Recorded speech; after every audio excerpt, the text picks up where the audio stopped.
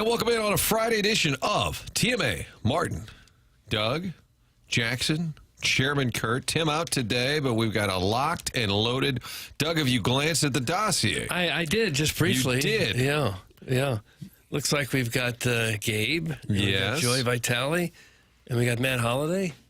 What more do you want? No, I can't ask for anything more than that and won't. Hockey, football, baseball, ball talk, all of it in one spot. Yeah. Jackson is beaming because of that dossier. Although yesterday it was maybe lean, but it was a great show. Yeah, that's the give and take of it all, you know. Sometimes when you fail, you can fail upwards. Fail upwards. Well, what did we fail with? Oh, you guys didn't fail. No. I did. You didn't fail. Well, I failed to provide a proper dossier. I disagree. Yeah, Sometimes it worked out. Lean and mean gets everybody sort of challenged. Bring your best. Yeah, but it's Sometimes a full dossier, then everybody's kind of lays back. Yeah. They lose that edge. It's like winning the game, your quarterback goes like 9 for 21, 123 yards, 2 picks. Ben Roethlisberger's Super Bowl. But like I ran in like some crazy touchdown towards the end of the game where I scrambled for 35 yards and dove for the pylon. Oh, to save face. Yeah. No. Okay. So not bad. All right. You know, No. you're not gonna get to Canton doing that, but Well, I wouldn't think so. you can win football games. Yeah. You're a game manager. You're a show manager. Yeah, like Alex Smith. Okay. Horrific knee injury and then came back to One play. of the worst I've ever seen. And then Almost killed him. And then came back to play. Yeah, incredible story. Doug, will take your Alex Smith calls. Okay. He was right up there with a Theismann injury, I guess. Yeah. See, generationally, Doug and I refer back to Theismann, friend of the show.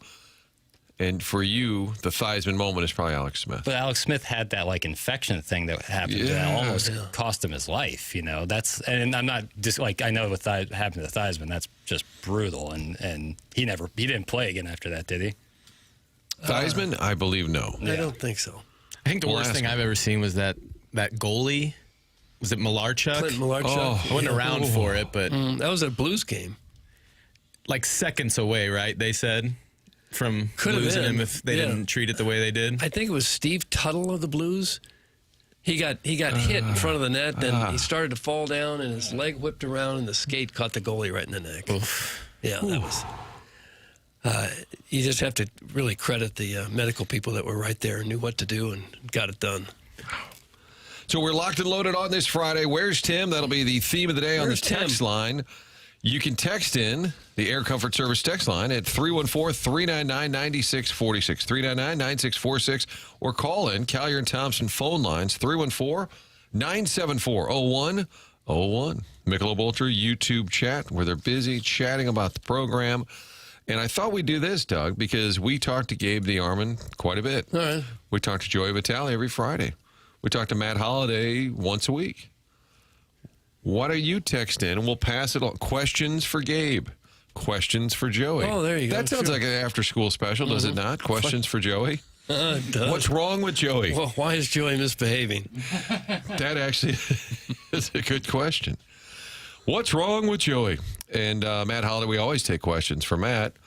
It usually starts with a ball question and then gets into boxers or briefs, those sorts of cutest teammates. It sort of devolves. Is that the right word, Jackson? Devolves?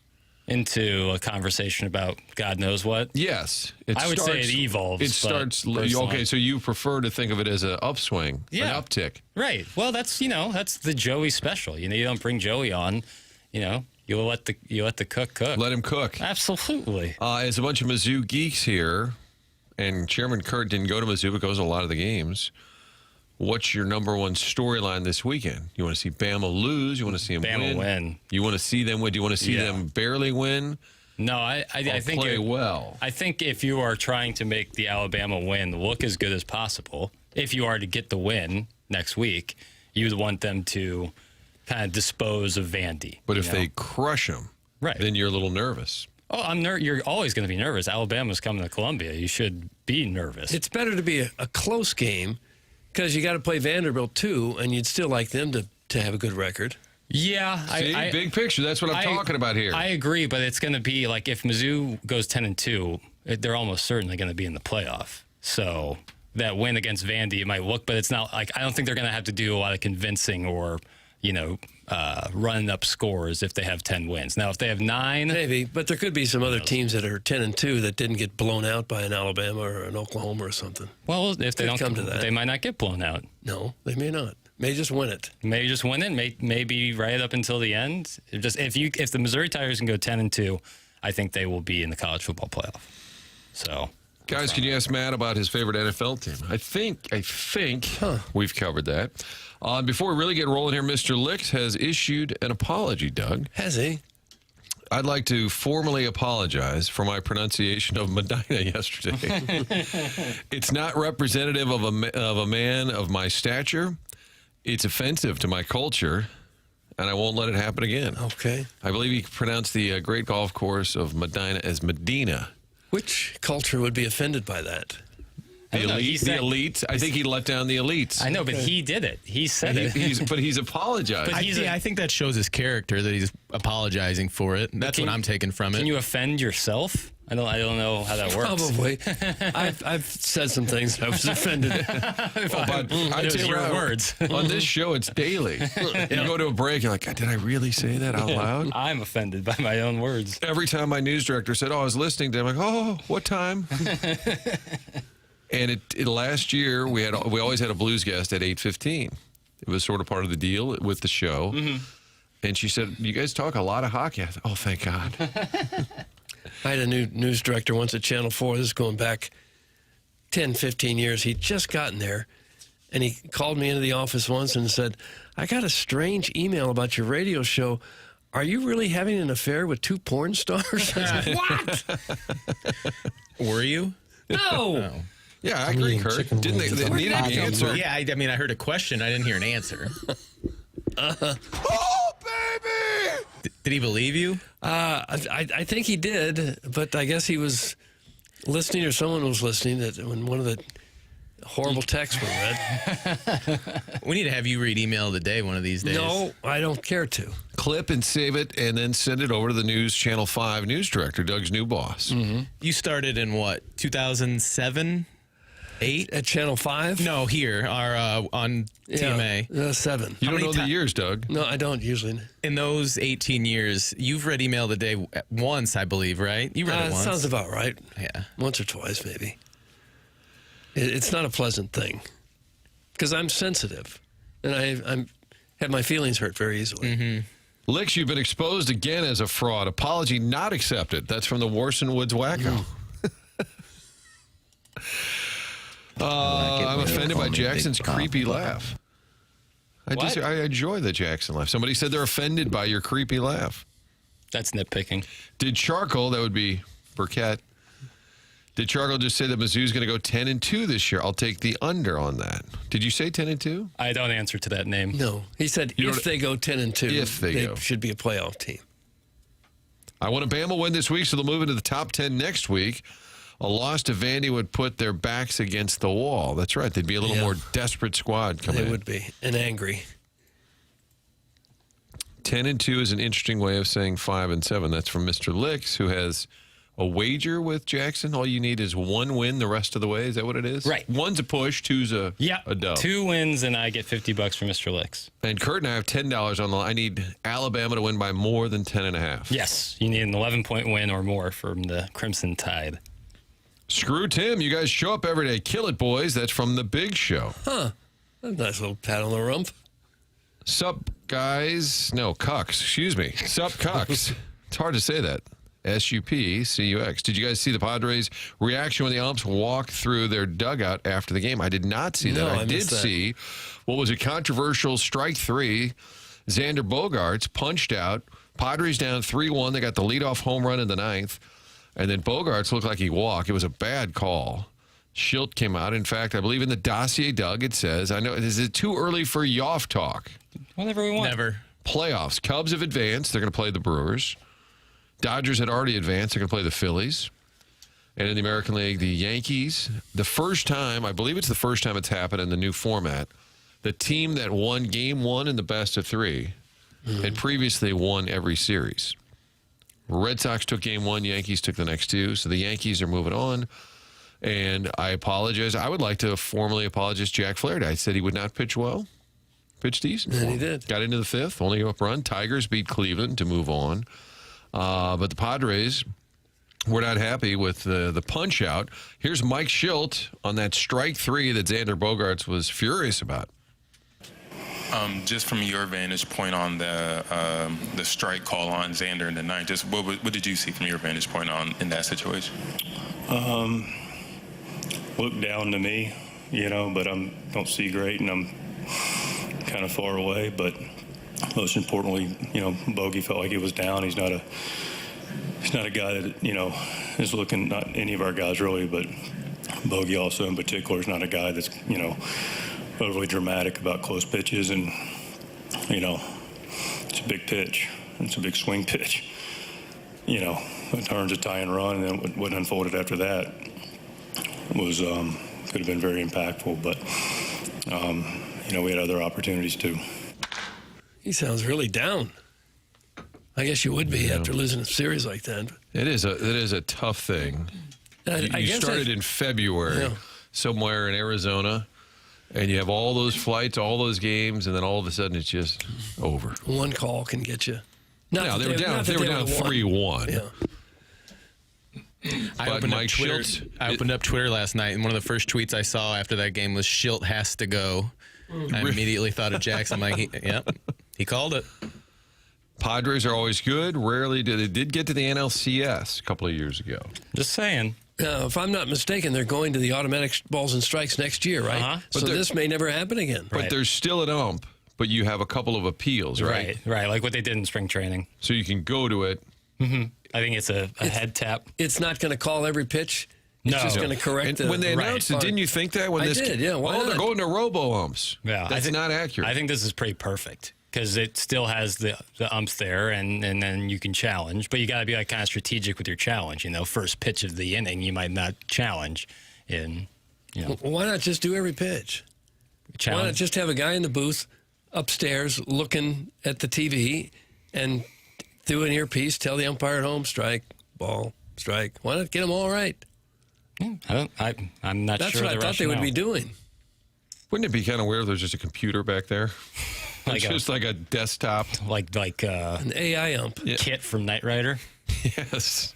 That's a good reference for somebody your age. I know things. The great David Hasselhoff. I thought you were a cinephile. Yeah, well, I have a working knowledge of Of television as well. sure, all viewable content. Here's an Oppo view. He had 2 strikes. You got to cover the plate. You learn that from 3rd grade on. Suck it, Xander from Wedding Tackle. Oh, well. It is true. If it's close, boy, it's should really be. dangerous to take. You look pretty low. But if they had called it a ball, everyone would say, oh, that's a nice take. Boy, he's got a good eye at the plate. You can't win. Iggy, are you aware of what happened with Lady Gaga last night? I do. What did that have to do with anything? I do. Umpire Union, F 'em. That's from Hate the Fats. It's getting to be, and maybe it is already, the easiest job in all of pro sports, especially the base umpires. College basketball is the worst. It's got to be the hardest. Stop the game every 2 seconds. Oh, Yeah. let's go to the TV. Oh, let's go to the monitor. Oh, let's go to the monitor. But if you make a mistake on the bases, they simply change it and you keep going, move right along. No more arguments, yelling, screaming. They just change it. It's like anybody could do the job, couldn't they? Do the best you can. If you miss it, we'll change it. Arguments really wouldn't look the same if a manager was out there kicking dirt on a computer, arguing a call Yeah. third strike. No. A home plate is still a tough job, of course. But the base umpiring, what could be easier in pro sports than that? You can't go wrong. Well, you get it right or wrong the whole game, and every once in a while, they're going to appeal, right? You're right. Yeah. It's like, I wish they would put on the headset and say, okay, we're going to take a look. We're not sure, which is fair. That robot from Lost in Space would be cool behind the dish. Remember that show, Lost in Space? Oh, yeah. He had the big goofy arms. Yes. Will Robinson. Yeah, I remember that. Guys, I miss Iggy. That's from Uncle Wally's Plastic Ear. Iggy usually texts me during the show. In fact, yesterday we were talking about Yankee fans. There were celebs there. He sent me Steve Sharippa's phone number. Oh, did he? So we could always call him in. Now, I Call saw him. Rick Pitino in the front row last night, right behind the Yankee dugout. Did you see him? I did not see that. Yeah, he's in the first row behind the Yankee dugout. He's had a rebirth. Got a great team at St. John's. The perfect guy at the perfect time because he's older, And with the new formula, you don't have to really rebuild. If you're an older coach, you really want to do a 3-4 year teardown. Instead, you come in, immediately get good players. He's the perfect, and in New York. Oh, yeah. Calipari, Izzo, and if Patino was in here, we're talking Italian special. We're talking rigatoni, marinara. I don't know if we are.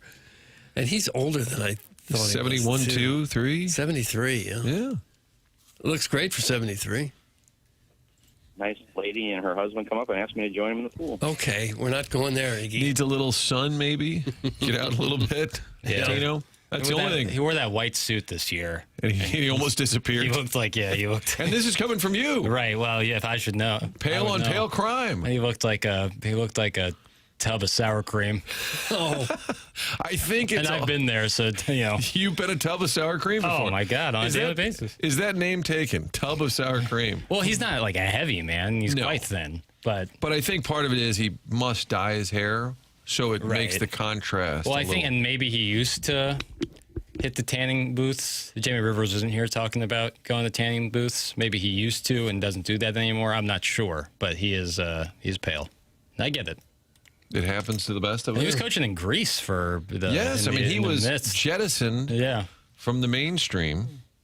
That's a pretty good rebirth. Yeah. I feel like college coaches probably, for whatever reason, seem to have more Look at Bobby lives. Petrino. Correct. Bobby rides again. Mm-hmm. Well, in basketball, there's so many teams. Hundreds of teams playing even just Division I basketball. Right. That's what you got to start back at Iona before St. John's. The Big Show. What does he looks good for 73 mean? It means he looks better than most people that are 73. I think that kind of goes without saying almost. Doesn't that answer itself? I thought so. Yeah. A little younger than most people. He looks younger than a 73-year-old typically would look. And he's richer than most. Yeah. The Venn diagram of Patino and De Niro at the end of Goodfellas is starting to align like a total eclipse from Arbor Day. Just taking them out. That might be over my head. Taking them out one by one? Is he confusing De Niro and Leota? Because Leota's the final shot at Goodfellas where he's eating egg noodles and ketchup. It's Arbor Day, so you know there's something clever there. Right. But this is kind of Dennis Miller. That's just way over Well, my if head. it's De Niro, Jimmy Conway takes out a lot of folks, spoiler alert, at the end of Goodfellas. But where does Patino work into this? Well, maybe Patino has his own list of enemies that he's taking out on the court. Okay. You're saying he's had other coaches whacked? No, on the court. On the court, he's got a list of people he wants to go after. Okay. But I don't know. Looking young for 73 is like being the best-looking girl at the Weight Watchers meeting. Didn't St. John's and Arkansas play in the tournament last year? So it had been him and Calipari. I thought that was the case. St. John's and Arkansas, they did play in the NCAA tournament, and the Arkansas Razorbacks and John Calipari defeated the St. John's Red Storm. Okay. I think that's pretty good praise to say you look good at 73. Yeah, I concur. It's not cutting anyone down. No. We all like to look good at 73. Right. We're all kind of slowly rotting. Slowly rotting. Is that name taken? Once you get past 22, you just start to slowly rot. And then you get past 62, and it's not such a slow rot. Yeah, then it's a pretty quick rot. Right. It's humanity, man. Is that a segment today? Well, yeah. Let me look at the dossier. What are the alternate segments? We do have Gabe DeArmond. Alternate segments. What does that mean? We do have Joy Vitale. I mean, outside of the norm, talking about the MLB playoffs, which we were for a second. We broke it down. Did we break down the off talk? I like 10-2 personally. That's my favorite. I don't know if I have anything in there. Free space, nice. Yeah. Free space. Yeah, it's like a bingo card, Joey V. But you won't leave it empty. You'll actually put in there free space. Well, yeah, no, during Gabe, I like to spend I don't get here at 5 a.m. I get here around 5:30, 5:45. So I got, I get some audio done. I get some other things done. But then during the program, things happen. I fill it out from there. But also, we just kind of go. We just kind of go. I think people hear the Stiefel dossier, which we love, and we love Stiefel and preparing it. But I just do it so whoever's hosting, whether it's Martin or Tim, have something to go to. Otherwise, these guys are all of them really good at what they do, so they can kind of just go. So we just go. It's not a script. I saw, shout out to the Michelob Ultra YouTube chat, but I saw Jake Reynolds was in there talking about, TMA having a script. It's not a script, I would say. We've never had a script of any kind. We have 3 guests, so kind of how to time it out with You that. give us a little bit of a compass. Sure. Keep an eye on a things. compass is a great way to describe it. But you can, if you can see the North Star, you don't need a compass. Doug has probably experienced this when you host an event, and it could be a Kiwanis Club luncheon, and they've gotten a hold of an old resume of yours, and like, Oh, yeah. Doug Vaughn first joined Rochester's KCBO in 1982. He later worked him, and they'll read like your whole resume as if you're dying. Yeah. Question: when does a lunch turn into a luncheon? Oh. I think when it's actually an event, Right. Like there's a speaker. Okay, so there needs to be a keynote. There's a dossier. Something beyond the food, right, from a lunch to a luncheon. Okay, Yeah, lunch, you're just chopping it up with family, friends. Luncheon, right. there's a actual rundown. Yeah, Somebody speaks. almost always buffet style. Nah, not always. Okay. That's But what- you eat dinner on a table, and then sometimes that table becomes a dinette, like yeah. a dinette. Right, and then there's a See what I did kitchenette. there? And Yeah. sometimes you get a hotel room, one of those nice ones. You get a kitchenette, Oh, gosh, yeah. make some mac and cheese. Don't you love those? Do you Doug guys- is a multiple Emmy Award winning father of 3. You're just sitting there and then they politely clap. Yeah. How many Emmys do you have? Oh, who's counting anymore? Is it double digits? I don't even Doug know. always wins. No. I stopped. Not that I would have kept winning, but I stopped. Wow, there it is. Humble brag from Doug Vaughn. I stopped entering when I started having to pay for the entry fee. It used to be the station would pay the fee. It started to become And then not they so got to the cost point- effective. Yeah, they got to the point where I said, well, you got to pay your own $150 to enter now. I said, okay, I'm out. Martin, how many Emmys you got? 11, 12, 13, Way less than 15, Doug. 16, 16, 17. I honestly don't know the answer. I think I got the sportscaster of the Mid-America region, which included what, like Iowa and Arkansas or something? I think so, yeah. Doug would win that every year. I think I won that twice. I stopped submitting maybe 20 years ago because They I just made you pay? Well, also you had to spend a lot of time going through like the past year. Oh, when was that great live shot I did? Oh, When I was didn't that- save it. Doggone When it. was that great banter? Did you ever have to judge the Emmys? Oh yeah. That's when you realize this whole thing is a Yes. farce. This I is an think- absolute farce. I honestly, no offense to anybody with multiple Emmys like Doug, but once you sit in that room with your colleagues and you find out how little regard they have for the process. Oh, yeah. It's Not to out a friend of the show, Rich Gould, but we were on the same judging committee one year, and it was sports people, and but it's not your own market. So let's say it was the Tennessee market or whatever, and you would literally get these tapes and put them in the VHS or DVDs at some point, and you're not supposed to speak out loud. You just have your own little notepad. You're keeping. They put in a guy's tape. It starts playing, and Rich goes, "Well, this guy's terrible." So you're not supposed to say it out loud. You were hot, weren't you? Darn right I was. And then Rich would say, "I think we've seen enough of these. Is there going to be pizza?" I swear to God. So you're that's telling when me I checked out. You're telling me Rich's Emmy voting was not necessarily all the way on the up and up? Well, no, he was wasn't the too only on the one. up and up. Oh. It was too open, too honest, and it sort of seeped into other people's thinking because he would have you. Yeah, you're right. This guy does. Now that's a weird looking tie.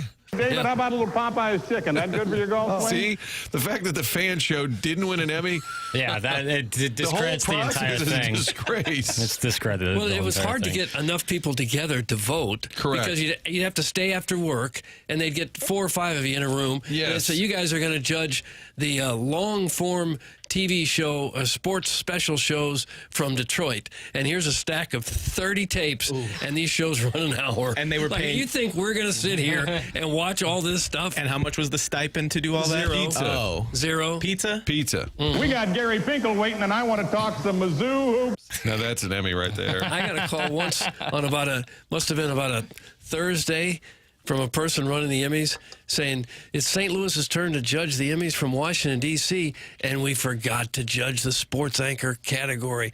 Could you put together a team of 4 or 5 people before Saturday night when they have their award ceremony and judge these? And I said, no. There's not a chance that I could do that. And then they said, kind of winking, nudge, nudge, well, do you think you could judge them? Just all by yourself. Yeah. I said, And I knew the person and liked the person. I'll send them over here. So they sent me, personally, a stack of like 10 tapes. And by myself, I quickly judged the Washington, D.C. sportscaster category. Why don't you just tell us who you want to win the DCME? Me in this town. Yeah. And, of course, I watched about, I'd watch 20, 25 seconds of each tape, and that was going to do it because I had things to do. I had to get to a Little League baseball game. And then in Washington, they put on tuxedos and rent out the Ritz-Carlton and act like these awards have been sent down from Edward R. Murrow. You were literally judge and jury. Mm-hmm. That's how it works. And you would get, let's say, the Detroit market in the sports special category. It might be a 60-minute Pistons preview. Mm-hmm. Tigers ready to soar in 2004. And then you'd say, God, am I really going to watch the whole hour? No, you watch 15 seconds of it. And you say, oh, I work with that guy back in Topeka. Sure, he's a good guy. I'll vote for him. Oh, George Michael. He went to SLU High. Right. You got to vote for him. She's pretty. I'll vote for her. Yeah, that's how it works. This is the Producers Podcast with Brady Farkas. It would be so much better. It would be so much better if you judged your own market. Maybe you couldn't vote for people at your station or something, but you might put a little bit of effort into it. Well, and then, people here know who the best people are. But wouldn't it become a popularity contest at that point? Well, it probably should be. Yeah, you're probably right. Again, it's a trivial. At least people would put a little bit of effort into it. Right. But they would have a huge gala. I assume they still do. And Russ Mitchell was the host one year, was down on the landing, and I won an Emmy that year, and you go up to accept it. And it was during the 2008 recession. There was money's tight everywhere, and everybody's complaining about the economy. But the drinks there were so expensive. So when I got up there, I said, by the way, to the folks here at the Lumiere, for $20 for a vodka tonic, you can hold the tonic. So, and people are like, wow, he's working blue. Russ Mitchell gets back up there, and he said, apparently they did hold the tonic. Oh, wow. Guys, the Fan Show was the Breaking Bad of local television. See, I agree. And the fact that didn't win is a disgrace. It's just guys, wrong. talk sports, not your own careers. Ugh. Okay. Oh, sorry. UGH. Exclamation. Ugh. That's from the Gateway Dream Fields. And if you have a text inbox name, we can easily identify you. And if you don't have a text inbox name, you can get one. Jackson Burkett will load those in today. Being October the 3rd. I'm going to extend it to Thursday because I'm going to be honest with you. It's going to be hard for me to do it today. I was going to ask if we could pause it for today. Yeah, it's probably. I think that's only fair. It's going to be paused. I'll extend it to Thursday of next week. I just I've been playing a lot of drops so far today. Yeah, and I like doing that. And I think it's better that's for the for program than But I'll extend it. I might even extend it another day after that. That's so into next week. You'll have a chance. You'll have plenty of opportunity to get a new text name. And if somebody has an established name like Mitch Cumstein and they want to change it, if they do. Mitch Cumstein will not be. Well, I'm not saying he does. Just as an example. Sure. And he wrote in, sounds like these Emmys are not on the level like those Barrett Sports Media Awards. Damn straight. Same sort of deal. Same sort of deal. But there is nothing like seeing the media eat. Yeah, but the PR is good if you win, so you may as well enter as long as you don't have to pay. Sometimes it's in the paper and people think it's a big deal. And people in the business kind of wink at each other and say, fool them again. Did Frank rack up a bunch of Emmys? Oh, yeah. I think he and Mike Bush are sort of head-to-head every year with the Sad Story Emmy. I don't know. Is there a sad story? Is that what it's called? I don't know that that's a category, but there tends to be, and God bless them, they do great work. But Frank and Mike kind of overlap in the sad sports story category. You have to have the music available first. It's usually piano. Someone coming off a near-death experience. Yes. And leave you quivering. Yes. That's the out. That's the out cue. Guys, I actually love the industry insider chats from Clark W. Griswold. Okay. Was that with this segment? When you go back, and Chairman, you do the podcast labeling of each segment? Correct. Will this be called Industry Insider Chat? So far, I have it as he's pale, and I get it. But it's fluid. Arch said that to you? No. But I was at some of those Emmys where the people would get up and they'd be in near tears and thank their parents and say, this is just the best thing that's ever happened to them in their lives. And they, well, good for you for taking it so seriously and getting some out of this. Is the statue the same as the primetime Emmy? I don't know what the primetime Emmy. No, you know what an Emmy looks Well, like. I know. I think it's similar. And the other part of it, Doug was saying you have to pay to enter, and after a while, you're like, I'm good. Don't need it. Yeah. Then if you win, then you have to pay for the statue. Oh, really? You get like a thing in the mail that says send your $120 back or fill out this online. But you have the statue, right? I think when they give it to you. I never paid for the statue. Do you have to pay to get it engraved, maybe? No, I remember having to engraved. So maybe that's another reason why I stopped entering. Do you guys ever see anybody win and go up there and were either just S-faced or use it as an opportunity? Hold the tonic. Did anybody ever use the speech as an opportunity to go scorched earth? I don't think I take saw down the whole industry. That'll happen at the Golden Globes though sometimes because they let them drink there and then they'll kind of get loose and then someone will win when they weren't expecting and you can kind of tell because they don't have a speech prepared and they're a little bit loose-lipped. That's the best. What's the magazine in St. Louis that always does St. Louis favorites? There's just St. Louis Magazine. There's St. Louis Magazine. That's where they have a category for everything. A-list. You can think of it. A-list. This best muffler shop, and you can think of it. Yeah. And the deal is there. If you win, they'll send you the plaque, and that's where they want you to pay $220 for that. And they have a big party, and that's going to cost you $150 person to go to. It's a brilliant marketing ploy. And they will also just hammer you via email if you were nominated. Yes. And then you can get a plaque for that, and it's $200 or something. And they keep emailing. Don't forget to send in for your. But I didn't win. Iggy once was going to possibly win that, or he was nominated because one of our listeners, maybe it was Deke Totem, loaded up, has an algorithm that was loading stuff up. But Doug's not wrong. I think there was best invisible pet fence company. Yeah. Oh, there's everything. It's pages and pages. Literally, best this and that. But it works because we all view it. Yeah. Oh, wow. Best lawn edging. And then if you win, you put a plaque up in your office space, and it looks like you've done something. Hey, brick and mortar shop like that. And then when you get a podcast and you have to be on camera, you put them all behind you. You sit in front of all those. your books. There used to be a big book series called Who's Who in America. Do you ever see it? Yeah. They look like giant encyclopedias.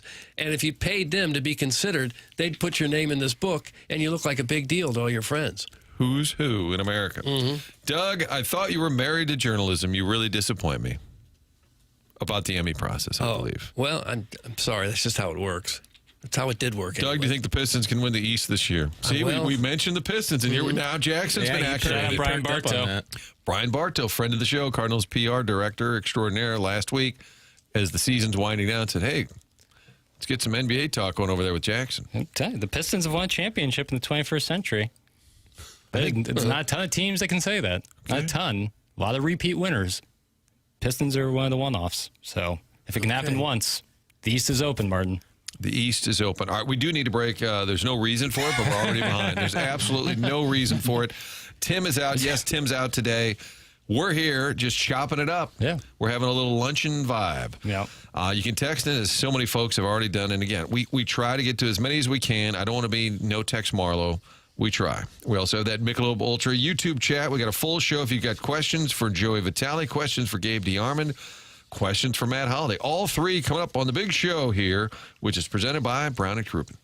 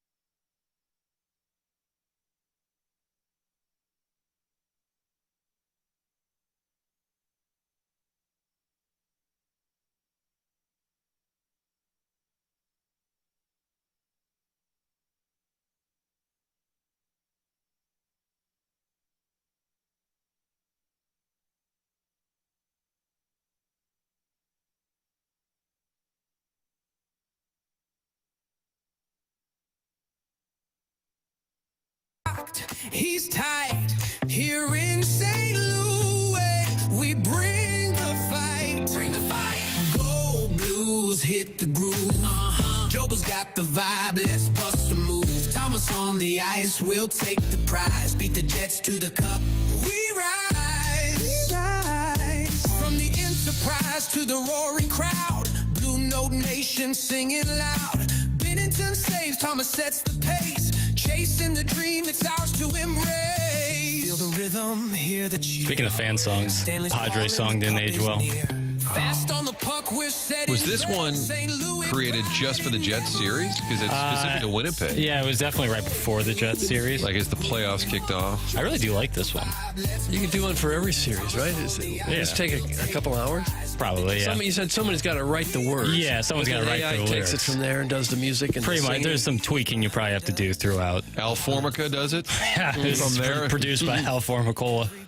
Bob Thomas, friend of the show, goal and 2 assists. Blues hammered Ottawa last night, 7-1. There you go, Doug, off the schneid. I like it. Broberg had 2 goals in 27 seconds. And you had a lineup that was your star-laden first squad. Bennington played the whole game, 36 saves. That was the final tune-up, Doug. Right. Exactly 1 week in front of the home opener. Blues, Minnesota Wild. Jackson, that game will be played where? In St. Louis, Missouri. Thank you. Okay. Yeah, you had Booch out there. Holloway got another goal. Matthew Joseph trying to make the squad. Got a goal. I think it's kind of important to play at least one really good game in the preseason. Well, I think it's the first game where they kind of trotted out the main lineup. Yeah. And they look good. Broberg, a couple of goals, as mentioned by Doug. Boy, that Broberg-Holloway, that late summer snipe by Doug Armstrong really changed everything. Mm-hmm. 2 of the best players they have. And you were kind of limping along that summer, saying, we'll be okay. I don't know. And then I think it was late August, or at least mid-August. So the Blues win last night over Ottawa, 7-1. We talked a little baseball. We did start to talk NBA. I think it was a good 20 seconds maybe of NBA talk, and people text in, who cares? Who cares about the NBA? It's a 4-hour show, and we weaved in 10 seconds of NBA talk. And a great 10 seconds at that. You felt good about it. Yeah. Yeah. Well, anytime I can highlight the Detroit Pistons, I'm going to try my best to. And the gist of your commentary was that only a few teams have won in the 21st century. There's a lot of repeat winners. Because the Lakers like to dominate. Lakers, Spurs, Warriors, Heat. A lot of teams have won several times. But that would figure in the NBA where 1 or 2 guys can make all the difference in the world. Yeah. And they tend to play for 10 or 12, 15 years. Yeah. Yes, that is a good observation there, Doug. The Michael Jordan 6 NBA titles was over the stretch of 8 years, I believe, with only Houston wedged in the middle. Right. Yeah, Houston 2 times. Hakeem the Dream. Right, when he weirdly played baseball for a year. Hakeem did? No, Jordan. I'm still not buying it. I'm not buying it. Did he just up and quit? For the love of baseball. Nope, I don't buy it. Not for a second. Stranger Things. I mean, it's like Tom Brady being like, I'm going to try pro golf for a year. Right, and not being very good. Just in the minor league. He probably would. I bet he would. Mm-hmm. Yeah, oh, yeah.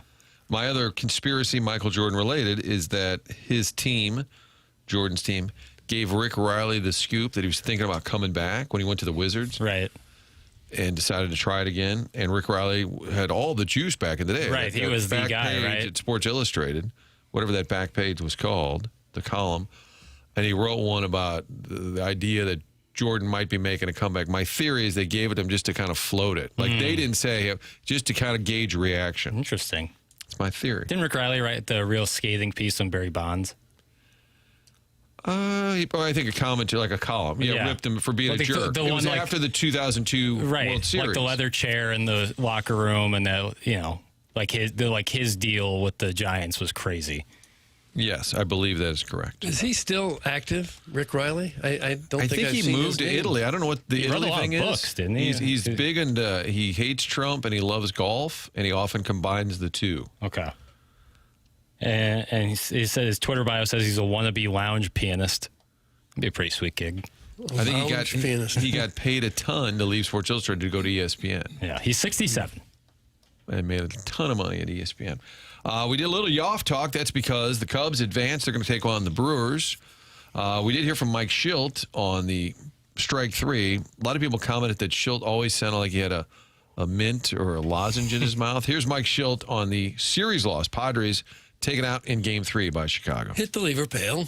Yeah, I mean, it was a good series, hard fought, tight, you know, a lot of big moments, you know, basically didn't get it done, you know, as a wrap-up point. There's a lot of hurt guys in that clubhouse,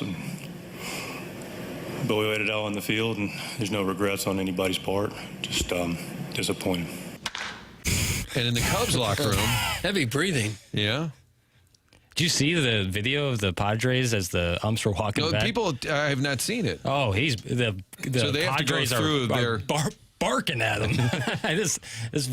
I'll try to hear. I'll just pull it up right here for you, Martin. Is there audio to accompany it? It's not. So visually watch, okay. It would be. The Jackson's playing video. This is the Padres dugout. And they're just, and somebody's getting held back right there. It looks like somebody's about to attack one of the umpires. You see that head movement? They usually are walked off the field by actual police officers. There are some. They may have needed extra security. At Busch, I think they have their own separate entrance on and off the field. Well, they go right out behind home plate. Yeah, that's pretty dangerous to have to walk through one of the dugouts after the game. Right. Wrigley doesn't have that extra avenue or exit. Where are the bullpens in Wrigley? I'm crowdsourcing I think they're under the bleachers. Under the bleachers, but they used to be on the right field, left field foul lines, and that's where, in fact, somebody punched a player. Because you used to sit. I've years ago sat in the seats. You could touch a pitcher. That's got to be one of the worst ideas I've ever heard. Like the bullpens in the foul territory there. They were all there for many years. I know. It seems like very silly. They didn't want to give up the good seats in the bleachers right there. You always have to have a guy protecting the catcher. He had his back to the field. Yes. Nobody thought they're warming up. Yeah. They're almost in the field of play. A foul ball with an exit velo of 112 is coming at your head. And you're about to go in the game. If you go back far enough, you can see pictures of photographers taking photos of hitters, and they're standing 10 feet away from the batter. And behind home plate. And what did the reporters sound like post-game? Hey, Slugger, how about a quote? They all sound like Mel Allen. Mm-hmm. What happened to Fred? He was killed last night by a foul ball. Why? He was 10 feet behind home plate, snapping photos. Don't you know somebody got clocked real bad? They had to have been. Oh, yeah. Yeah. It was just a hazard of the job. Well, I just like those old videos where, so they're hand cranking the camera, the video camera, so that's why everyone's running so fast. Yeah. But now they can do it where they slow down the video and it looks normal, and it's beautiful footage. Oh, yeah. Seeing Babe Ruth actually run, not running like a cartoon, like a Benny Hill cartoon. Not cartoon. Crowdsourcing here, but what year did Hank Aaron break that record? 73 or 4. I was always fascinated with the video of the fans that were rounding the bases with him as he ran around. Can you imagine that now? Just fans invading. Yeah. I guess that happens in college football all the time. That was before they checked you for any kind of weapon when you walked in. But that's back just when America hadn't gone crazy. The bases. Hadn't gone completely On crazy. top of it, Hank Aaron had death threats because people didn't want him to pass Babe Ruth, so that makes it even more spooky. But in that scrum of people, do you know who was in there?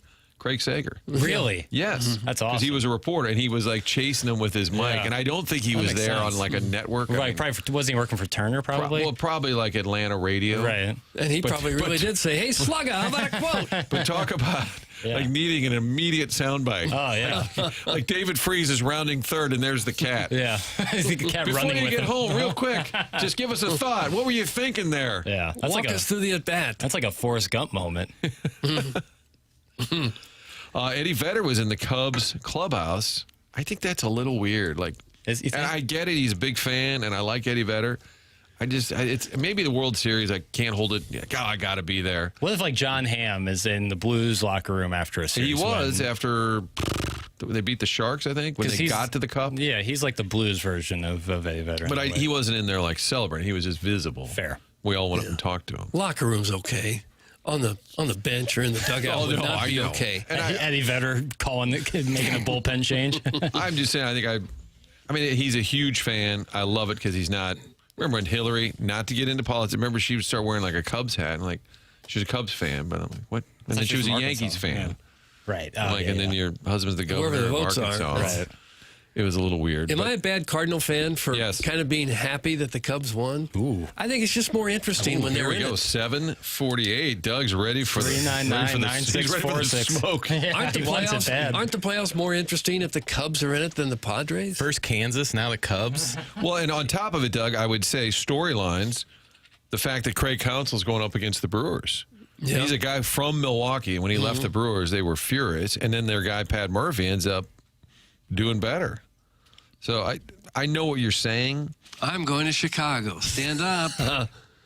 I said once I didn't hate the Go Cubs Go song. No, I like it. And, oh, God, here they come. God. Here comes the smoke. We're both going to get buried. What's not to like about that? And I like the Yankee fans singing New York, New York when that's over. They hit that fine. immediately. I wonder if they've ever jumped the gun on like a close 3-2 pitch. And like Tennessee this year against Georgia when they fired off the fireworks. If ever a city needed a song, it's us here. St. Louis fans would gladly sing some sort of song after I think Rogers and Hammertoe has made about a half dozen of them that we can choose from. Right. It's got to be simple, because when you're asking 45,000 people to sing the same song, everyone's got to know. It's got to be something really easy. Is it better if it's a Go Cubs Go that's like a song modeled after the Cubs, or like a Sweet Caroline for Boston where it's a song, a very popular song you take, like Gloria for the Blues? Oh, I thought Gloria was great, and I think they should still play Gloria. Right, but I kind of like the team-centric song. Okay. I like Go Cubs Go. So no, like Country Grammar from Nelly? That wouldn't do it. No. Because it's got to be like a sing-along. As much as I love Country Grammar, I don't think it's as much as a sing-along like Sweet Caroline is. Derek Gould has been saying this for a while, that they need, not for the end of game. I believe he's looking for an in-game like a single. Sweet Caroline, like they do in the 7th, or the 8th maybe, I don't know. Well, they're not happy with Doug. Slap some tariffs on Doug's ass. Yes, you are a bad fan. Shove it, Vaughn, you cubby-loving communist. I used to like you, Doug. Damn it, Doug, you keep KU Cubs love triangle to yourself from Big Blonde Suck Dan. it, Doug. Okay, Edmund. How many Cubs players even know who Eddie Vedder is? That's probably a fair point. I just think it's more interesting watching the Cubs than watching the Padres. I don't get anything out of watching the Padres. You're not rooting for them, but you don't mind it. I agree with that. I'm more interested in a Brewers-Cubs series than I am Padres. Padres-Brewers. Turncoat Vaughn. But the Cubs one is, I don't know. It's similar to Kansas, where it's like they're always you're just told to hate the Cubs. You're told to hate Kansas. Yeah, there's no real reason to hate them. I buy into it because it's fun, but like in 2011 when the Brewers were doing all that crap, like I hated the Brewers a lot more than I hated the Cubs in that moment. I think I generally dislike the Mets more than I dislike the Cubs. I don't really hate any team. Sometimes there's a player or a coach that I hate. Right. But just have a blanket hatred of a team all the time just because someone told me I should, it's not there for me. And maybe it's just my decreased interest in baseball as a whole, but the Cardinals-Cubs rivalry doesn't feel the same as back when you had Tony yelling at Dusty Baker. Yeah. Dusty gave him the middle finger. Yeah. But nothing's the same when your team's not competitive. Right. In 2019, when the Cardinals kind of eliminated the Cubs from playoff contention in that 4-game series at Wrigley, like it was a 4-game weekend September series at Wrigley, that was awesome. Paulie D hit a big homer. Yeah, that was it was a 4-game sweep. That was a prime Cardinal-Cub. This is why the rivalry is that's a tough word. It is a tough one. Rivalry is cool. That's why I say Red River Shootout. I can't say Red River rivalry. You know what else is a tough word? I can't do it. I can't. Barbara Walters over there. I can't do it. Another tough thing to say is that Yankees pitcher who was so good last night, Cam Schlittler. Yeah, you got to be careful with that one. Oh, man. Oh, yeah, there's a couple names. Boy, did he look good. Holy smokes. And I guess you like his stuff? He's from the Boston area, but he said his whole family now is a Yankee fan. Wow. And our guy, Jared Carrabba, said this is total BS. There's no way that's true. Yeah, there's no way. He's saying your whole family can't just throw away years and generational Red Sox fans. Yes, you can. I agree. If your son or your brother's playing for the Yankees, now you're a Yankee fan. Your dad's a big-time Cardinal fan, of course, right? Yeah. If you were pitching for the Cubs, he would be a Cubs fan. Well, he'd be a Jackson fan. He'd be rooting for your he'd root for your squad. He'd be rooting hard for whatever But I think it'd be hard to just extinguish all those emotional ties. Right. Like if your son's not pitching or not in the play, let's say they're not in the playoffs. Right.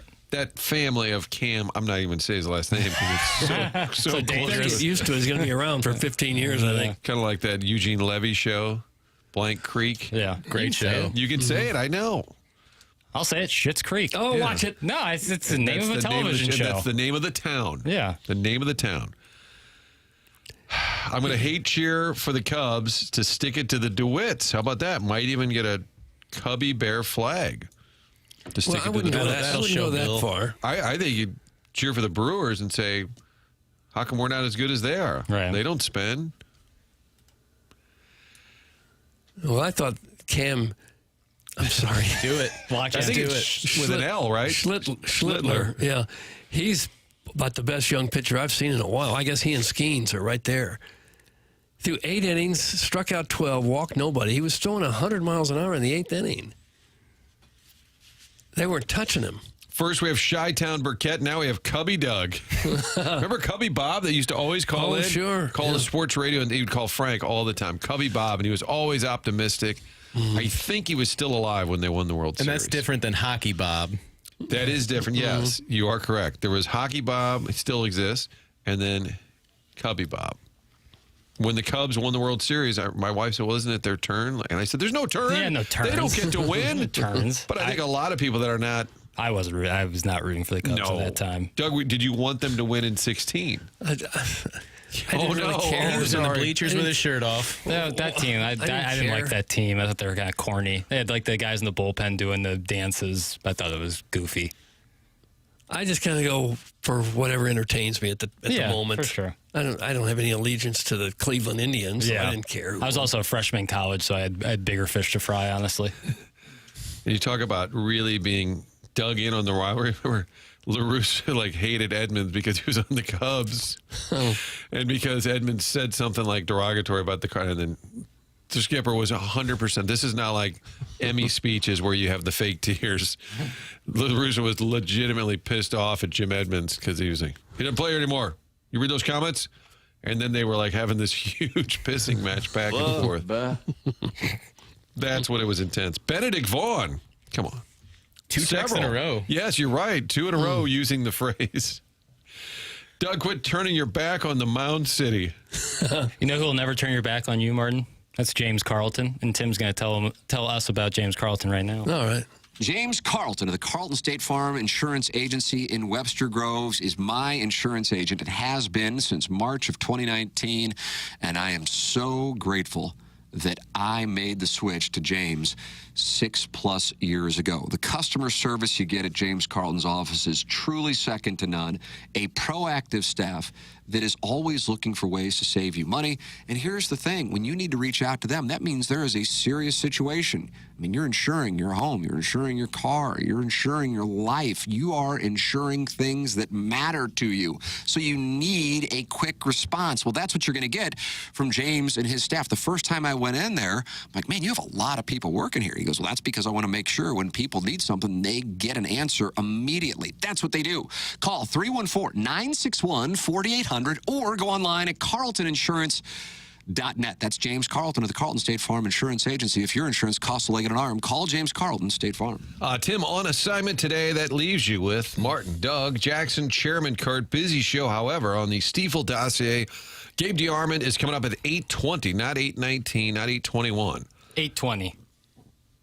Like a Nassau launch. Joey Vitale at 9 o'clock.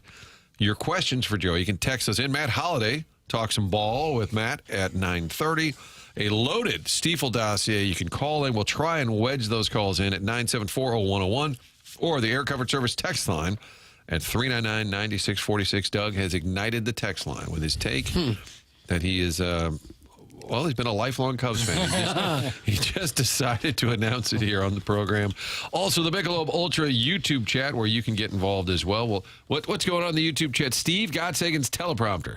I think Hockey Bob is more of a presence on that other show on K-Fans or whatever it is called. It's This is not nice. We're not dunking on other people. We Radio Wars. Cam and the Cat are friends of ours. But I do think Hockey Bob loves Cam Jansen. Yeah, I love Cam Jansen. I think that's it. We're in lockstep. We're in lockstep. We'll take a break. It's the morning after, presented by Brown and Crouppen.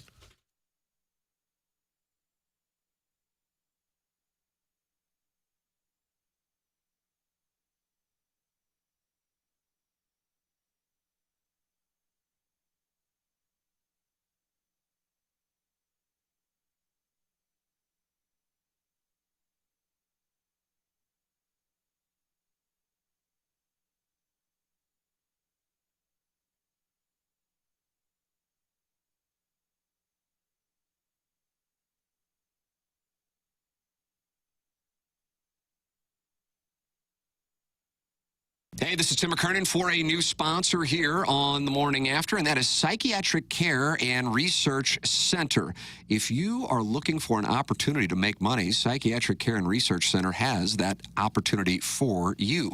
This is Dr. John Canale, who is 40-plus years in practice and 20-plus years conducting clinical research trials. And he is conducting studies now for anxiety disorder, depression, bipolar depression, and obsessive-compulsive disorder.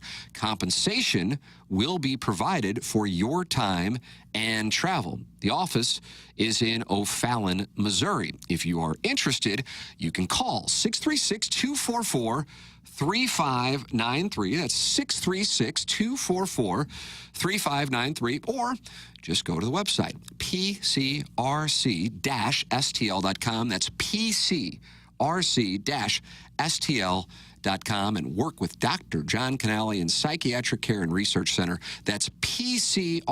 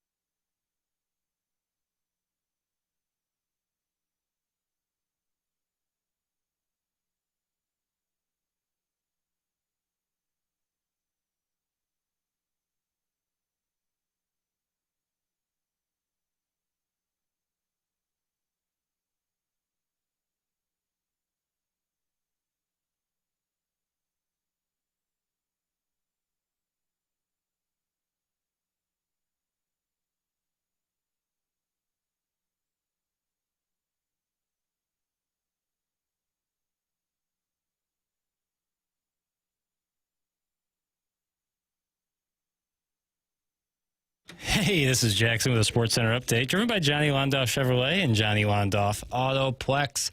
College football action tonight here on 101 ESPN as BYU is taking on West Virginia in Provo. That pregame is going to start at 9 p.m. with kickoff at 9:30. That was another Sports Center update, driven by Johnny Londoff Chevrolet and Johnny Londoff Autoplex. See them at londoff.com. Chevy, together we drive. Are you kidding me?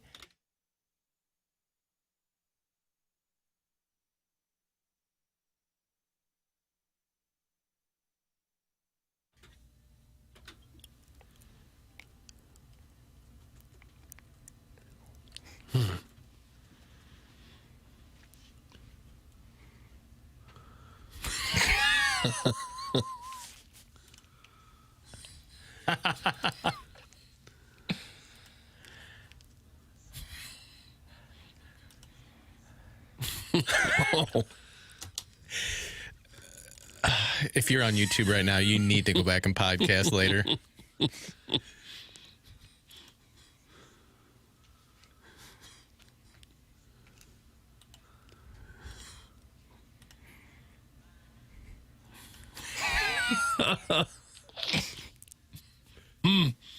And this was a big hit, believe it or not. What year is this? It's got to be the early 70s, maybe. He sounds like the talking baseball guy. Talking baseball with my friend Bill. Who sings this? That's Jim Stafford. Doug in the break told me about this little tune, and boy, howdy am I glad he did, because this is a jam. Been the guy that did the streaker. Oh, they call him. So he was kind of a wacky artist. Yeah. Well, we needed a Cardinals song. The owner's name is Bill. Maybe that's it. It's there my it is. girl, Bill. We stumbled into this. I got to clip that part off about William shaking hand. That's unbelievable. That's crazy that song exists. Tune, isn't it? That might become the theme song. And what was the story behind that song, Doug? I think it was two guys going after the same girl. Yeah, it sounds like a couple. And he was situation. saying, hey, that's my girl, Bill. Yeah. My girl, comma. But in the song title, there's no comma. It's just his My Girl Bill. And so I'm gonna take it literally. Because otherwise, back in the day, that would have been a little more controversial, wouldn't it? I don't know. 74? Sexual reawakening? Yeah. I've seen the Ice Storm. Oh, have you? Yeah. Key parties. Was that Kevin Kline? Yeah, the great. And Sigourney Weaver. Did it rain a lot or snow a lot? There's a literal ice storm. Yeah, Elijah Wood. I guess hence the name. Yeah, Elijah Wood took it. TMA is brought to you by Brad and Crouppen. We're in the 8 o'clock hour. That's the Fisher Window and Door Store, 8 o'clock hour. Texters have all been real busy here. Doug did a good job, though, of diverting the communist Doug talk by bringing up that catchy tune there. Busy day on the show. Gabe DeArmond is coming up in... Do we need to, I hate when people do, in 14 minutes, align your whole schedule, but he will be with us. Well, it is 8:07. That's a Clarkson Jewelers time check. Thank you. 8:20. We'll talk to Gabe DeArmond. Joey Vitale next hour. Blues had the big 7-1 win. Doug wanted to see a preseason dub. He got it last night. They boot stomped the Ottawa Senators with the full squad on the ice last night. Eli Drinkwitz with the week off. Mizzou with the bye week. Coach Drink, who's on SEC Network a lot, especially Feinbaum. But this was on Wake Up Barstool, which is the latest Fox Sports 1 attempt to program. Yeah. And this is Coach Drink talking about the college football playoff. I do love that the college basketball tradition of coaches, not even halfway through the season, already stumping for, we should be in the tournament, or we should, that has trickled over to college football now. It's already starting to do the, our conference is strong, we need this many bids. That's incredible. I love that. You want to know why?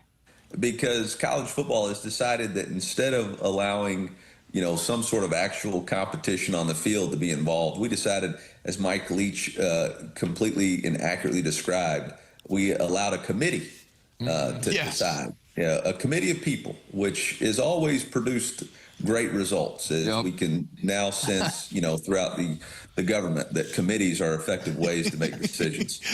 So we have beauty pageants instead of a football game. And, I talked about it at SEC Media Days. I still believe in this.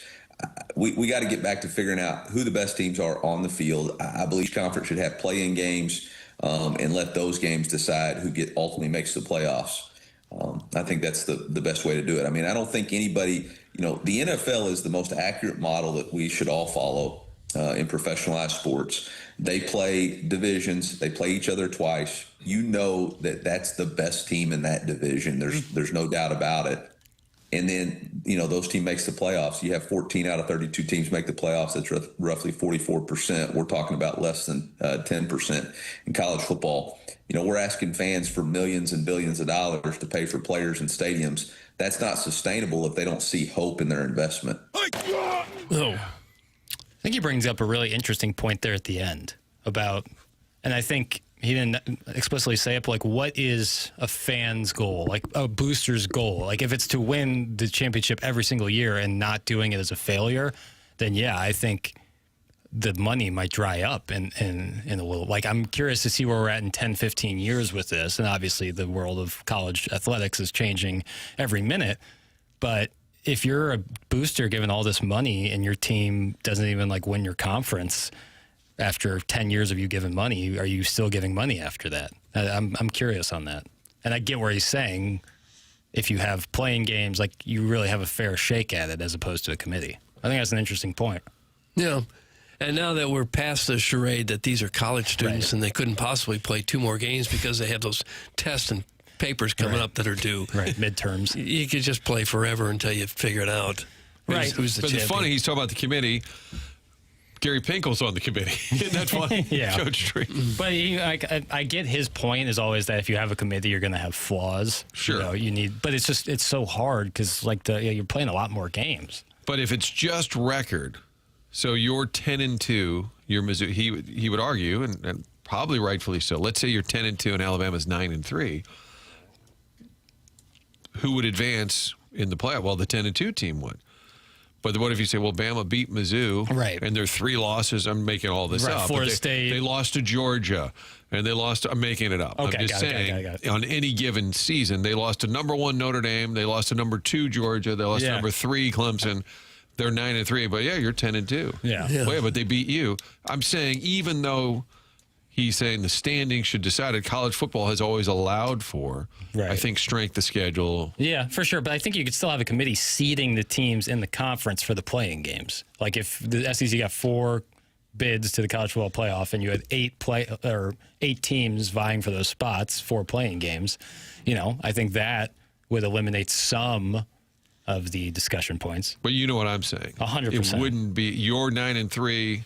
Their 9-3 versus your 10-2 might be seed them as number 2 and seed Missouri as 4. Who's seeding them? The committee. Like that's what I'm saying. Like, there's always going to be a committee of some sort because they play. There's too many teams. The NFL in the division, they play each team twice. Your division team twice. Well, that's what he's saying. So if you get more into that, there's 18 teams in the Big Ten. How is how are we supposed to judge that? When if Penn State plays Michigan one year and then no one else of the big dogs. Coach Drink also talking about his Tigers sitting at 5-0 and looking ahead after the bye week. How do you feel like Mizzou is stacking up where there could be 6 to 8 teams that we're talking about as potential playoff teams here? Well, I think if you compete in the SEC, you're a potential playoff team. I mean, that's just the reality of it because you have to have such a high-level roster to play week in and week out in this league. And I think that's what we brag about the strength of the league all the time, and people get tired of hearing about it. But when you lead the country or the nation in draft picks every year, it's so tough to win on the road because these environments are so electric. I think that's the thing that people don't really understand. When you look at the bottom half of our league, I mean, who's the easy out? Like that's what you just got to ask yourself. You can go around every other conference and say, okay, that's going to be a win. That's going to be a win. That's going to be a win. And then when you talk about the SEC, this weekend, Vanderbilt's going into Alabama, and they got a legit chance to win that game because they have an elite level quarterback. They got a great defense. They have an identity of who they are. And you just don't see that in every other conference. As far as our team, we're going to find out a lot next week. I don't buy hype, so us being 5-0 is a good start. That's where we want it to be. But we're going to find out a lot about ourselves as we keep moving forward. It's Good answer, I think. Yeah, I think it's fair. It's all still to be determined. And there's a talking point going on right now, like the top dogs of the SEC are no longer what they once were. And maybe that is the case. I just think that the middle level of the SEC has been raised up more so. And I think definitely. Directly from that. Yeah. Like we see teams like Mississippi State right now is in the hunt. I think even when Lane Kiffin went to Ole Miss. Yeah. Yeah, right. 100%. Ole Miss elevated that program. There's teams that would be in the middle every year who might get one awesome win every year, but that's about it. Who are now legit contenders. And I get like if you're looking at Alabama losing to Florida State or Texas losing at Ohio State, and you're like, well, the Big Ten or like the big dogs, the SEC aren't what they once were, and maybe that is the case. I just think that it doesn't look as good because like Georgia plays a tough game with Tennessee, then Alabama goes and beats Georgia. Like I just think it's a lot more of the top dogs. And a bad loss is harder to say, a bad loss. Like losing to Vandy used to be a bad loss. Right. And now if you lose to Vandy, you're like, oh. Different story. But as middle-of-the-pack SEC teams like Mizzou probably has benefited greatly from the transfer portal. 100%. Some of the best players who have transferred this here. Season, yeah. And you go back a few years, and Purvula's probably still sitting on the bench at Penn State, and Hardy's still where he was without moving. And, So the top team just sort of, what's it called when Randy Quaid moves into your house? Squatters. Yeah. I'm just saying they kind of like steal all the play and then they hold on to them. You're talking from personal experience. Randy Quaid's been living in my garage. Randy Quaid used to be known for vacation, but now I think of him as... Well, he turned into Cousin Eddie. Yes. It's hard to get those squatters out, too. Yeah. Some states it's like impossible. Hoarding. I was thinking they're hoarding. You ever watch that show, Hoarders? No. Give you nightmares. I feel like Larry Nickel might have been watching it while calling in and doing a show that was Storage Wars. ER. Yeah. Hoarding the best talent, to Doug's point, the best players would go to the big programs, and then they never see the field. Yeah. Nobody else gets them. There'd be guys sitting on the bench at Alabama, Georgia, and Oklahoma that could probably play for darn near every other school in the America. So why are you going to sit? Right. You're not going to make the NFL if you're sitting on the bench. Right. Balances out the talent. It balances out the talent. And you're going to get paid $1 million to move too. Right. But if you look at Mizzou, Bo Prabula, transfer. Ahmad Hardy, transfer.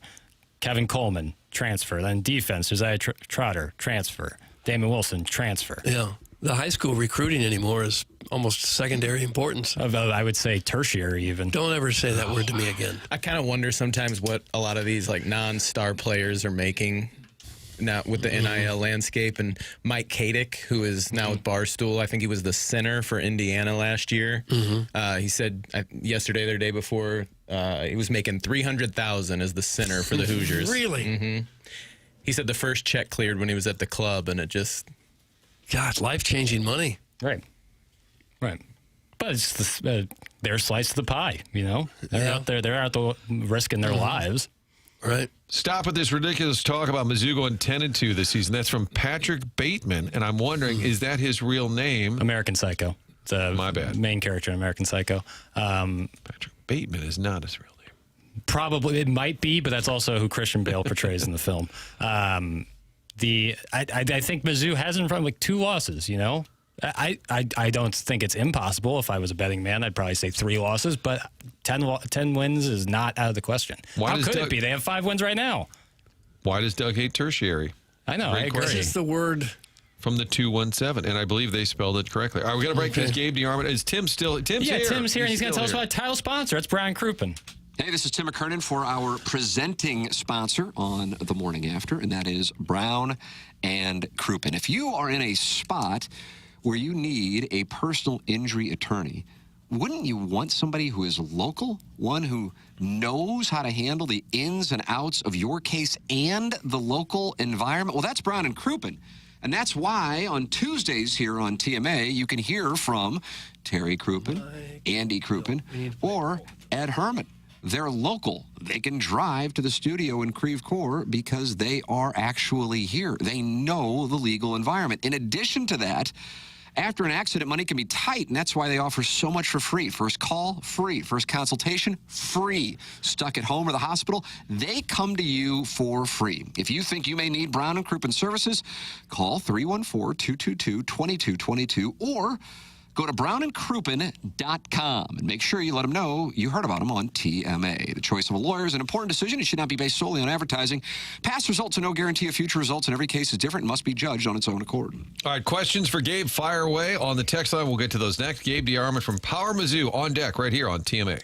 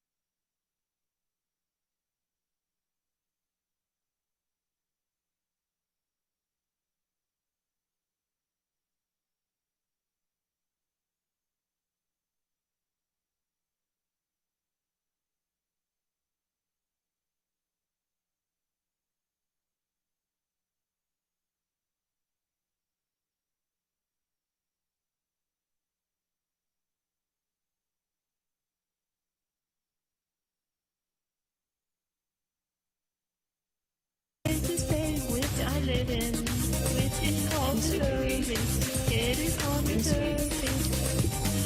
Surrey is where I live.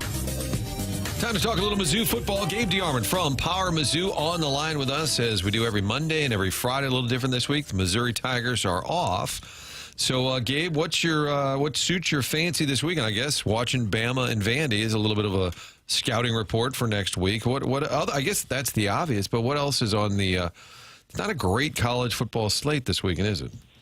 It's not, but there's that. There's Mississippi State at A&M. Missouri plays both of them. Texas at Florida, I think, is at least worth monitoring to see if Billy Napier can continue to be the, rise from the coffin coach. And then there's some other ones. Like I just posted a deal on our YouTube page of 9 games you should watch, because I think it's now nearing kind of like what we do with the NCAA tournament, which is, okay, how are all these other games going to impact you and your ability to get in the playoff where you could be seeded, all that. So obviously the SEC games matter, but matters what happens in other conferences too. Like Boise State's at Notre Dame. Yeah, Notre Dame should win that, but hey, if Notre Dame picks up another loss, they're pretty much done in this conversation. So follow that. Miami at Florida State. I think you actually want Miami to go unbeaten in the ACC and just make sure everybody else has a couple losses and make that a one-bid league. Same in the Big 12 with like Iowa State at Cincinnati, Texas Tech at Houston.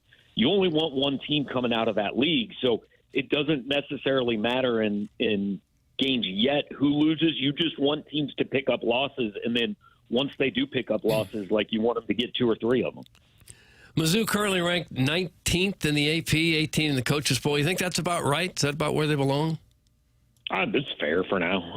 I mean, I'm sure. Look, I don't know who's ranked right above them or right below them. You could probably argue they could be a little higher, but the truth is their schedule so far hadn't been any good. I mean, they had 3 scrimmages. Kansas just lost to Cincinnati. They're average. South Carolina isn't as good as we thought. So we'll find out about Missouri over the next 7 weeks. Like the polls only exist for people to argue about and to give us, hey, let's talk about college football. And it works, but they don't matter for another couple of weeks. I think when we hit a bye, we usually talk about it's great for the guys to get healthy. Where are we with Mizzou? Anything notable health? Who's likely to return? How about a injury update with Gabe DeArmond?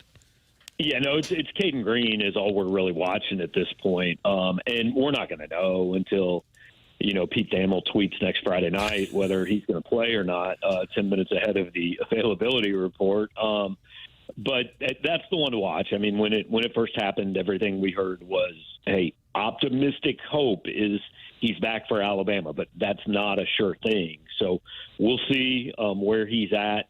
Probably won't know until the report 90 minutes before game time. And we did tell the texters, the listeners here, they can fire off questions for Gabe, which is always a little bit dangerous. The Air Comfort Service text line is 399-9646. Gabe, have you noticed, this is actually a serious one, have you noticed that Prevula's been missing more receivers in the last few games? Yeah, I mean, he hasn't played as well in the last 2 or 3 as he did in the first 2. I think he's still been good. He still has 2 or 3 throws a game that make you go, wow, this kid's got everything. But he hasn't been perfect. I think we forget that he started 5 games in his career. I think I said last week, like, there's going to be a game along the way here that Missouri has to win in spite of him, where he doesn't play very well, maybe turns it over once or twice, and Missouri has to find another way, whether it's the running game, defense, special teams, whatever it may be, to win a game where their quarterback doesn't play well. Like that happens to most teams during the course of a year, and I think that's coming at some point. They may have to count on Bobby Boots to make some field goals. Where do you think their confidence level is with him right now?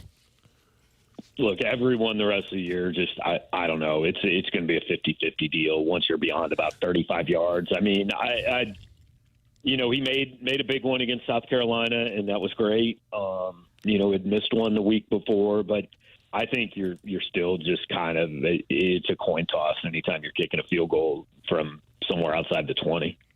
Can Gabe rank Ahmad Hardy, Cody Schrader, Henry Josie? I think it's a little early for Hardy, and just like the Heisman talk, I think we'll see how he does in the SEC. But he's certainly become a fan favorite, and he's got, he's only a sophomore too. I mean, in terms of if he sticks around, he could do some damage too in the long term in the record books.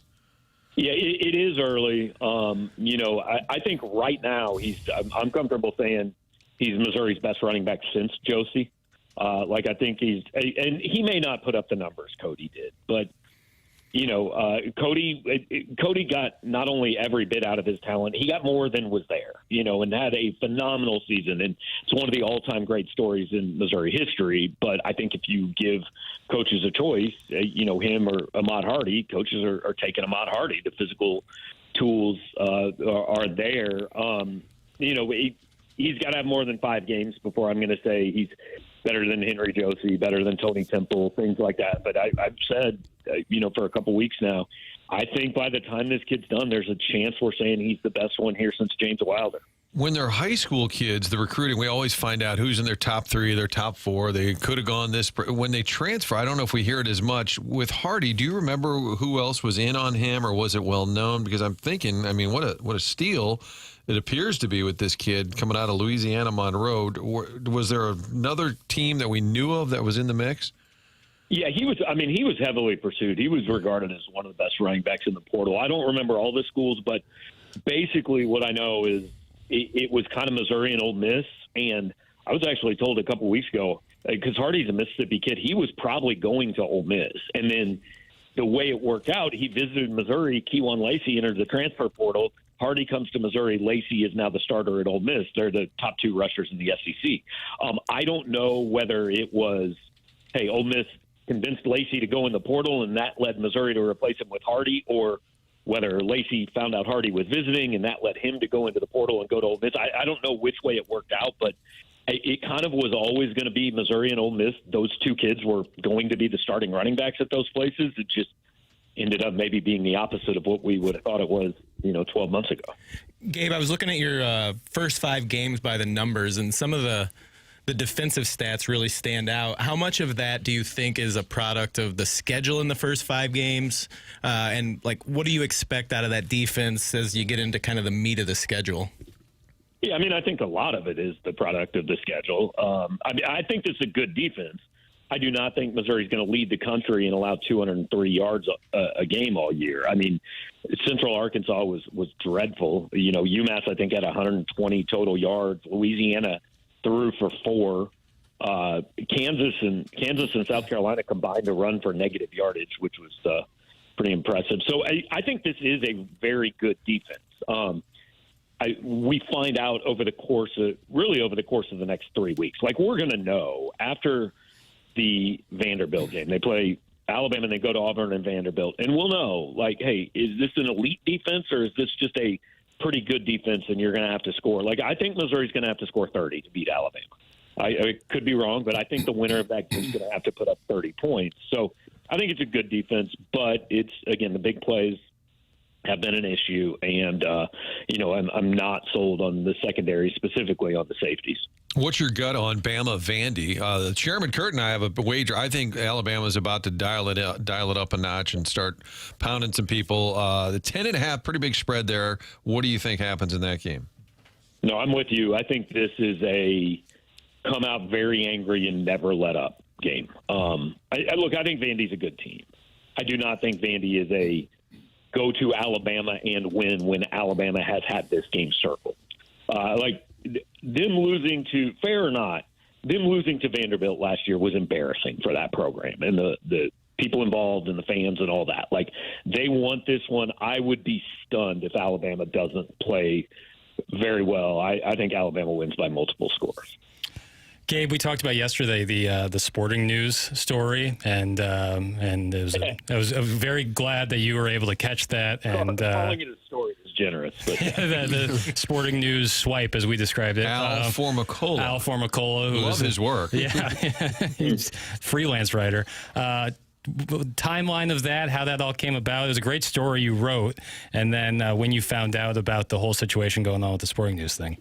Well, yeah, actually, my dad called me and he said, "Hey, is this Sporting News thing fake?" I said, "What Sporting News thing? What are you talking about?" And somebody had posted it on our message board. And I tried to find out if Mr. Formicola existed as a human being. From what I can tell, he does not. Yeah, we came to the same conclusion.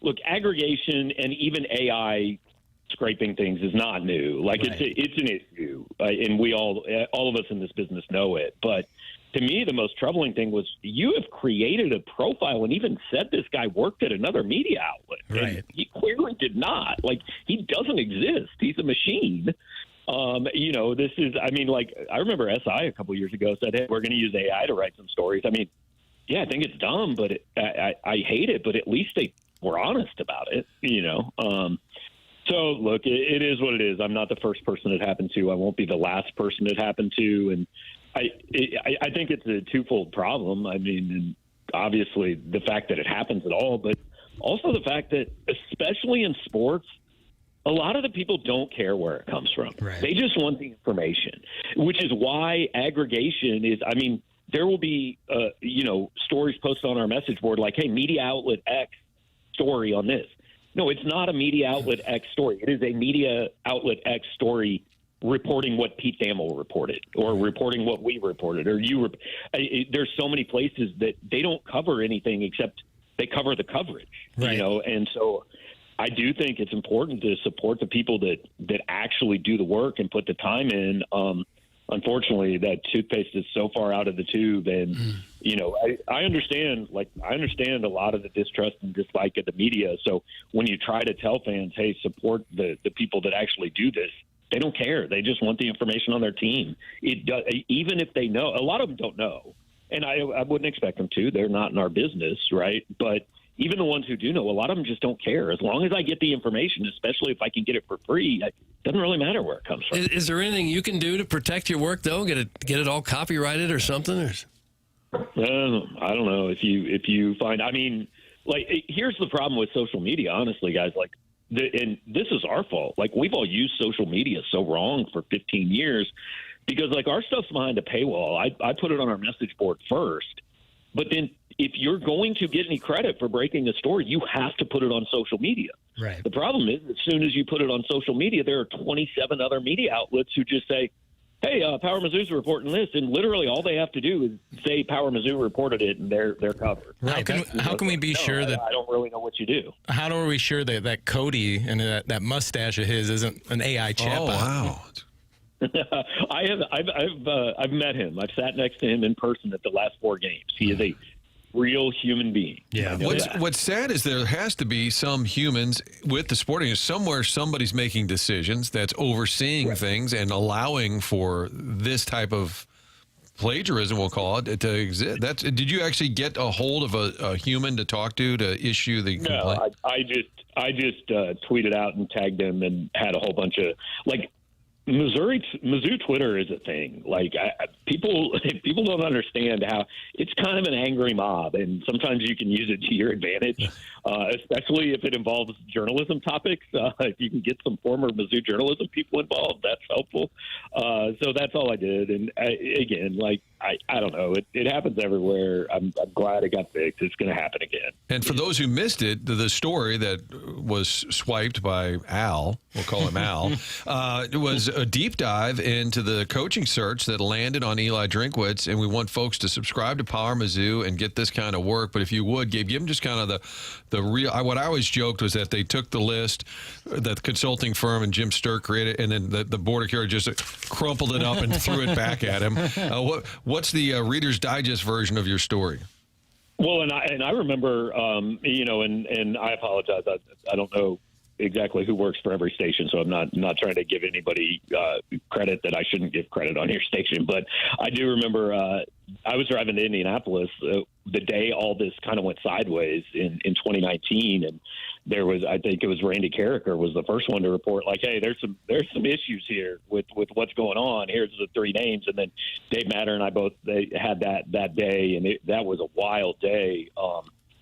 Hey, here's the list. No, this list isn't good enough. Start over. And the new information, like, Missouri fans knew a lot of the stuff in my story. The new stuff in my story was the involvement of Curtis Wilson, who played offensive line here in the 80s, whose son Micah was on the team in 2019 and had been recruited to Boise State originally by Eli Drinkwitz, and how his tie, he was kind of the one that was, he was literally on a phone call with Jim Sturk Nick Josen was texting Eli Drinkwitz at the same time about the job. And so that was kind of the new part. And, I appreciate Curtis and Nick talking to me, and both of them kind of were like, yeah, this was 6 years ago. There's no harm in telling this story now because nobody knows this. And it'd be great if everybody does kind of now know who was involved and their importance in getting this. I mean, Nick told me, if Curtis doesn't call me, I'm not sure Eli Drinkwitz is the coach here. And, obviously, it's worked out pretty well. Like, I don't think I would have written that story if Eli was sitting 500 year 6. But since it's gone well, it was good timing. All right, two-parter from Bobby Big Wheels. Gabe, well, why are the Tigers not taking more downfield shots, also hard or soft tacos? So we got a two-parter. Good, both great questions. Yeah. Yeah, you got to go soft tacos. Absolutely. Great call, Gabe. I mean, hard tacos, like, you run the risk of taking a bite and it just shatters like ice, and then what you got is taco salad. Yeah, that's child's play. Yeah, I like taco salad, but I don't want to eat my taco with a fork. If I want a taco, I want to be able to pick it up. And then the downfield shots, look, that's what we're going to find out. Have they been not doing it because they haven't had to? Because guys aren't getting open, because defenses are playing, shell coverage and saying, hey, you're not going to beat us deep. I mean, I expect starting next week, defensive coordinators are going to play Missouri and say, the one thing that's not going to happen is Ahmad Hardy's not going to beat us. You might beat us, but we're not going to let that kid run for 200 and that be the reason. So I expect teams to start crowding the line of scrimmage, and that means you're going man-to-man with Brett Norfleet and Marquise Johnson and Josh Manning and Kevin Coleman.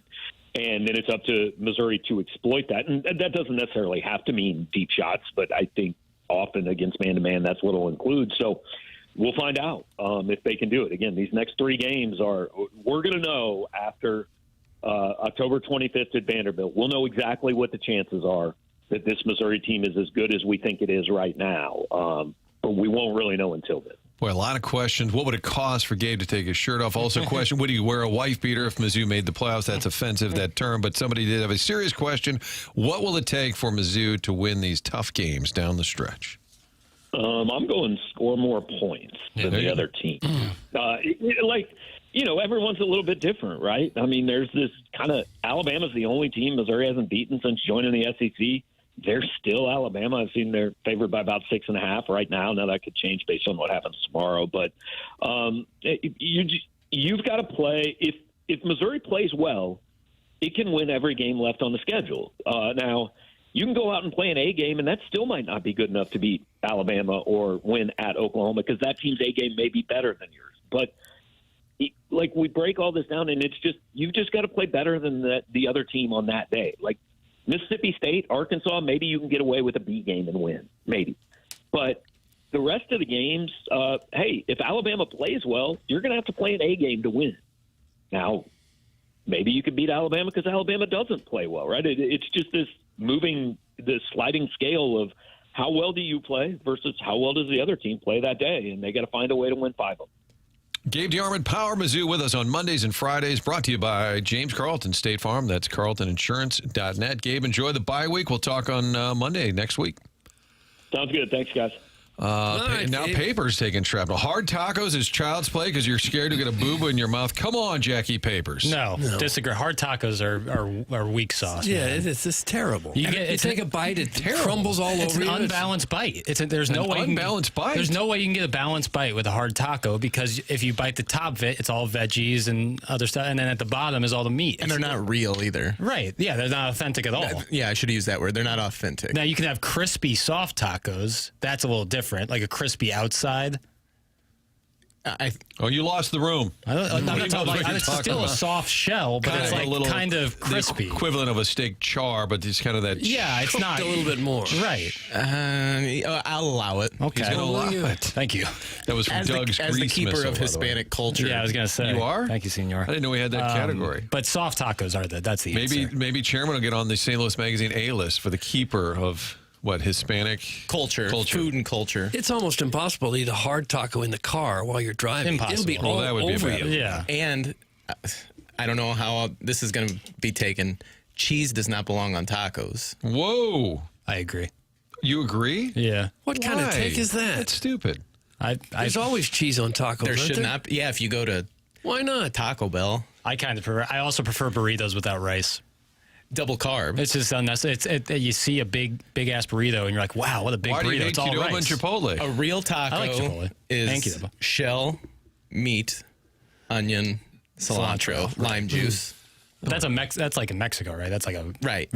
Okay, I'm into it. That's my favorite kind of taco. It's amazing how many texts would come in asking Mizzou questions, and then every other one. When's he taking his shirt off? Right. How much does it cost? Take your shirt. It's like a dog chasing a car. unbelievable. Like if he were to ever take his shirt off, he wouldn't know what to do. I wanted to ask him about the sporting news thing. I'm glad you did. I wasn't sure if that was like. Oh, no, I mean, he was tweeting all about it. No, he was tweeting all about it. I was going to bring it up because a number of people said, has he been able to bury the hatchet with Al? Al Formicola.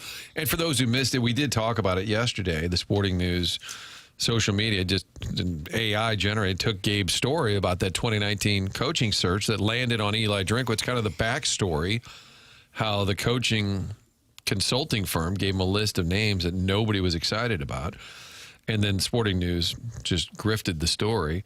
But I think if anything, for Gabe, maybe now it's given it further juice. Like more people are talking about it. You know what I'm saying? In a weird way, maybe nationally it got even a little more interest because of the mini controversy. For sure. And I mean, he brings up a good point about aggregators. Like, you might see a story, like something's going on. You don't like, oh, is this real? Like, what's going on? You'll see 17 different outlets have this story, but it's all aggregated. So one person really has the story, and it's been aggregated, 16 times.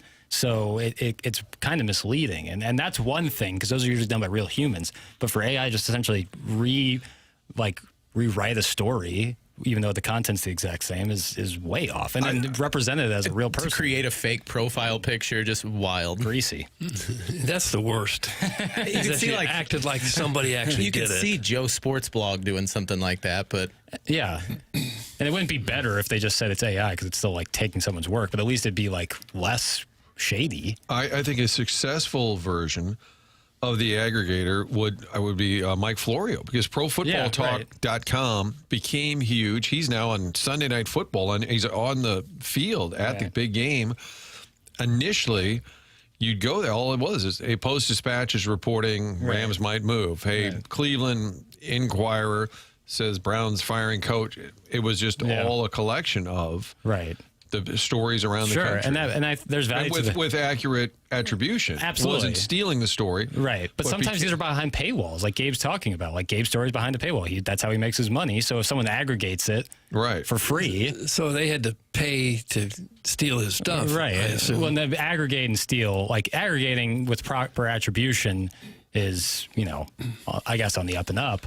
But just take, like, this thing was way different. That was off. But like if you're someone from The Athletic, like if you're aggregating someone from The Athletic, that's a paid service, Guys, we're just moving past this taco thing. There's nothing that anybody could text in that would make me change my mind either. That and Stevie Wonder not being blind, or Hills I'll Die On. Oh, really? Wow. And your big take, not about Stevie Wonder, but the big was that you can't put cheese on a taco. Not that you can't. Some people like things, and some people don't like other things. For you, they're not. I'm saying they're not real tacos. What about a side of queso fresco? Yeah, feel free. Feel free. You do you. I don't do that, but cheese definitely belongs. No, you're just on birria tacos. On what? Birria tacos. Birria tacos. That's from Sausage. There is a lot of melted cheese in birria tacos. Oaxaca cheese. That's good stuff. Oaxaca, Doug. Somebody just texted in, wrong. Cheese is mandatory. Sometimes it'll lead to text about the fats now. I think a taco should have cheese there. I said it. Okay. You guys are dug in on this, and you're wrong. Kind of like Doug rooting for the Cubs. He's just wrong. Did you go to the Foundry last night? Yeah. Did you have those tacos? No. Did you go to the Foundry? Did you go from one place to the next? It's kind of food court-esque. It's too much. Too much. Well, yeah. So yesterday I had fasted all day, and so I would describe myself as ravenous.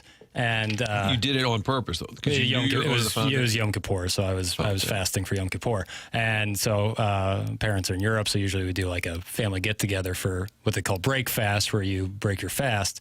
But I was on my own, so I went to the Foundry, and it's too many options, and I didn't like the decision I made. You were overwhelmed. Yeah, and I didn't like. What'd you decide on? I'm not gonna. Did you only go to one spot? Badmouth the spot, but it wasn't good. Yeah, I only picked one spot. Well, because it's kind of pricey. I may have made a very bad decision last night, too. Please. And Black Cubs jersey. I like this. Black Cubs jersey. No, I had to put a diaper on my dog. What? Never thought I'd do that. You had to put a diaper? Did you not Well, get to I this got an sooner? aging dog, like 15 years old, weighs about 18 pounds, and has decided going to the bathroom outside is now optional. And so what do? I can't give her the old Yeller treatment No, yet. not yet. And so at nighttime, I had to fish the tail through the hole in the diaper with the dog trying to bite me, saying, "You're not going to do this to me. You're not." I thought we were friends. The dog's giving me this look like, "What the hell are you doing?" Hey, karma's real. I'd watch what you say. You're not too far off from nighttime diapers. Well, the dog chewed the side of the diaper and got it off her during the middle of the night, but I had to get up twice to take the dog outside in the middle of the night. Is it wrong to put a diaper on a dog? No, I think if your house is getting sullied otherwise.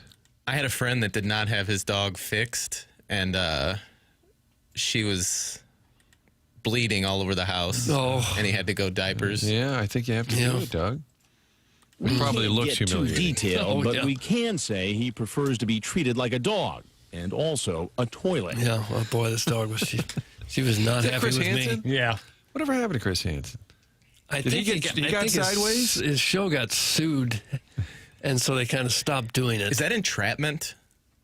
I What he think would do? I think that's what that may have been what they sued. They on. probably would try to use that in court. I don't know. I don't know the legality of it all. Was he on TMA? I feel like Chris Hansen? Yeah. I don't think so. We used to play He the may clips have all the been. time. I feel like he was on. Certainly one not in time. my era. Buck, are you listening? Buck Swope. That's keep it Buck Swope. Keep it Bourbon real. Bob in the Michelob Ultra YouTube chat is infatuated while I was fasting yesterday. It was a religious thing. On Yom Kippur, you fast on Yom Kippur. So there's the answer. Just a million texts about tacos. It's just unbelievable. File that away. Somebody called you Pol Pot papers. Oh, that's nice. A new edition, Jackson Ocasio Burkett, Charcoal Burkett. Now we have Pol Pot papers. We better stay on time because Joey Vitale is not going to help us with clock management. That's at 9 o'clock. Blues got the win over the Senators last night. Preseason home finale in the preseason. They'll play in Chicago tomorrow night. You'll hear that game right here on 101 ESPN. We delved into the baseball a little earlier. We'll get back to the playoff talk with Matt Holliday. That's at 9:30. We're in the 8 o'clock hour. That's presented by Fisher Window and Doors Store. Getting close to that 9 o'clock hour with our friend Mark Hanna. TMA is presented by Brown and Crouppen.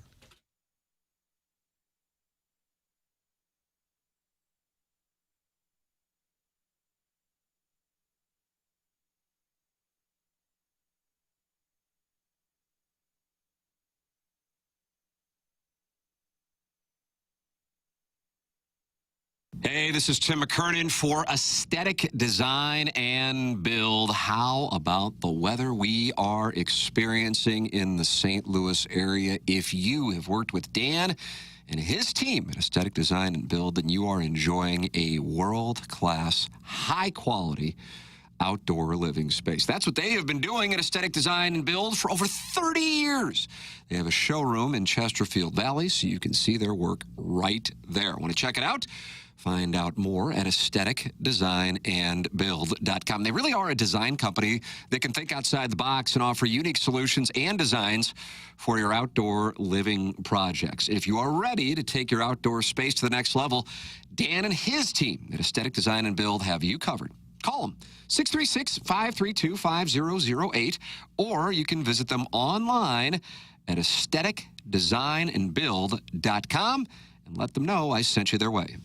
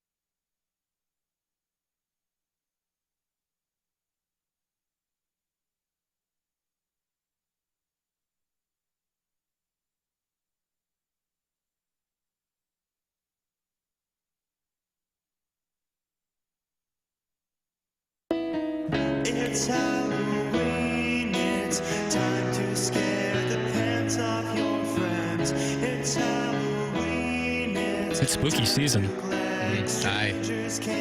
What are you going as this year, Martin? Al Pharmacola. AI generated. Dad guy. AI generated khakis. I think I might go as Mazelok, just because I like the look. Yeah. It's something I would just like to wear. Yeah. Hit up J. Crew, Banana Republic. Mr. Guy.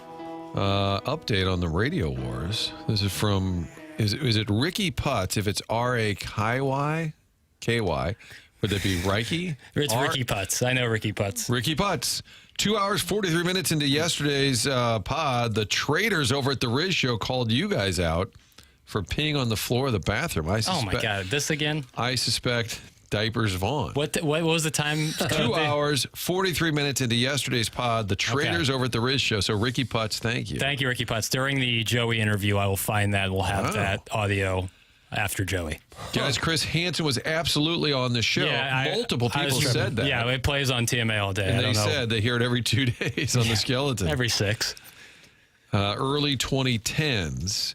And then somebody else was explaining that the show went off the air eventually to catch a predator. Yeah. Because some people ended up killing themselves that were caught in the web. And they said it also took down some higher up people, which led to the show going away. It was a good show, though. The way Chris Hansen would read that stuff is unbelievable. Why don't you have a seat is one of my favorite lines in television. Have some pizza. It was so good. Don't forget Mao Zedong. That would be you, I guess, instead of Mao Zedong. Yeah, this is some of the most creative stuff I've ever heard. Then we have a thing called Drops of the Week. Morning after. Drops of the week. Yeah, you gotta drop it like it's hot dog. It's a wonderful drop. Indeed it is. Flip that off. Flip that off. Flip that off. Flip that off. Flip that off. I have all these funny quips, and no one's there to giggle at them. Padres on the loose. Let's go, Goose. That's what's in. Nice pegging. Well, it's rock hard out here. They're a gutless bunch of underachievers. That's what they are. Gutless to the core as a group. They should be ashamed of themselves. Well, come on. Will Gareth giggle? Oh, yeah. You have an affinity for porta potties. An affinity for porta potties? Hi, Linda. Look in the mirror. I don't wake up on my face, though. I sat back to back with my wife's father in the Furrow men's room. Yeah, I'm not going to finish reading that. Ooh, what's coming next? Tell me it's not true. That was Drops of the Week. Drop, down, drop. Get it. I think Francesa's on a streak here, right? Is he in every week? I love it. I love it. You can never have too much, I say. And then Buck Swope has chimed in from September 16th, 2016. He sent me a screenshot. Nice. Today's TMA, Will Leach at 8 o'clock. Talking all things baseball, I guess. Sure. Will Leach.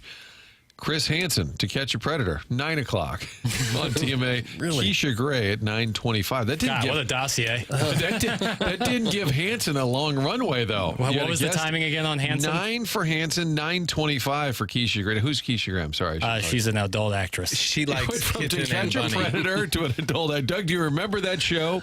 That particular show, no. I do remember Chris Hansen on the show Freshly now, at KFNS at that time. If that's September of 2016. Really wowing the new ownership group with your dossier.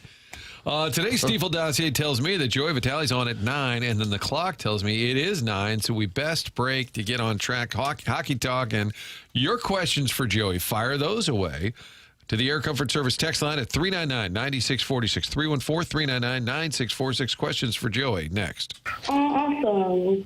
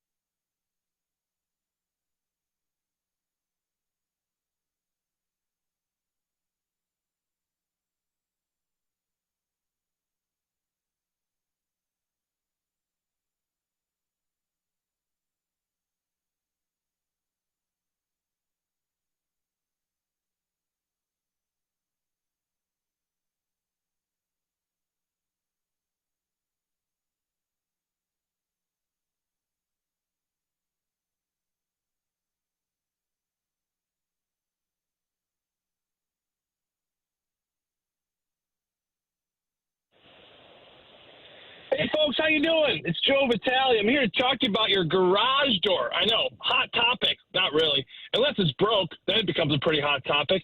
But I got good news for you. If that doggone thing ever breaks down, I got a guy for you. So get out your pen, get out a piece of paper, or your phone, or whatever you do to take notes down. 636-782-3608. Hey, that's my guy, Jason. That's his whole awesome company, Schaefer Door. You can visit their website at schaeferdoor.com, or better yet, just shoot him a text. Give him a call. Once again, 636-782-3608. No job is too big. No job is too small. Whether you got a business, your personal garage, they will take care of you, and they will take care of you in a hurry with the personal care you deserve. 636-782-3608 is their number. Schaefer Door, Clopay Master, authorized dealer.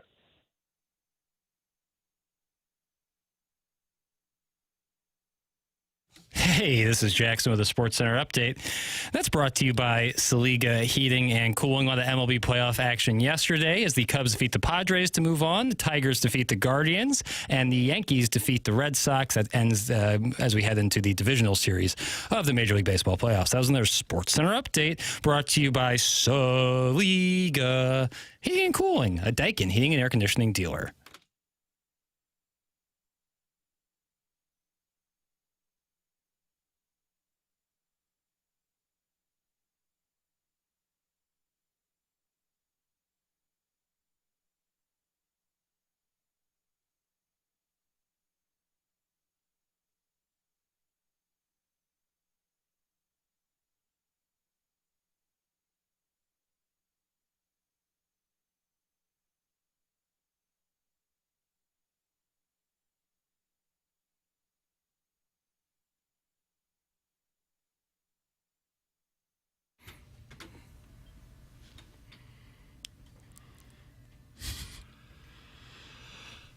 Well, the whole town's celebrating a preseason win that Doug said was long overdue. It was. A lot of concern in the Vaughn household, whether the Cubs would advance and whether the Blues would win an exhibition hockey game. They did beat the snot out of Ottawa last night, 7-1. Joey Vitale on the line with us, Blues analyst. And Joey, I think it's the first time they really rolled out the A squad, right? He had the varsity team, and they certainly looked the part. Yeah, hey, good morning, Marty. Yeah, I would say so. I would say it's the closest thing to the A squad. Is it the A-plus squad we're going to see next Thursday? No. You know, we didn't see Jake Neighbors last night. We didn't see Toropchenko. So I think, to me, there's a couple missing pieces. I think Jim Montgomery addressed it yesterday morning when he said, listen, we have a couple guys that could come in, a couple guys that come out. It's really up to the players now on the ice out of those, let's call it those fringe players, to go out there and make a stance that you belong on this team. And to me, I think Matthew Joseph, for example, is one of those players that, is he in or is he out next week? Well, he made a stance last night, and he's made a stance all preseason, to be honest with you, that he belongs in the lineup. I know it's easy to brush off the preseason outcomes, and I see Florida's only won 2 of their 6 games. But it seems like it's still important to get a little taste of a victory, isn't it? That you want to be playing well when the regular season starts. Oh, I mean, listen, sure you do. I mean, you want that feeling. I talked about it in the post game last night, but everyone's looking for that.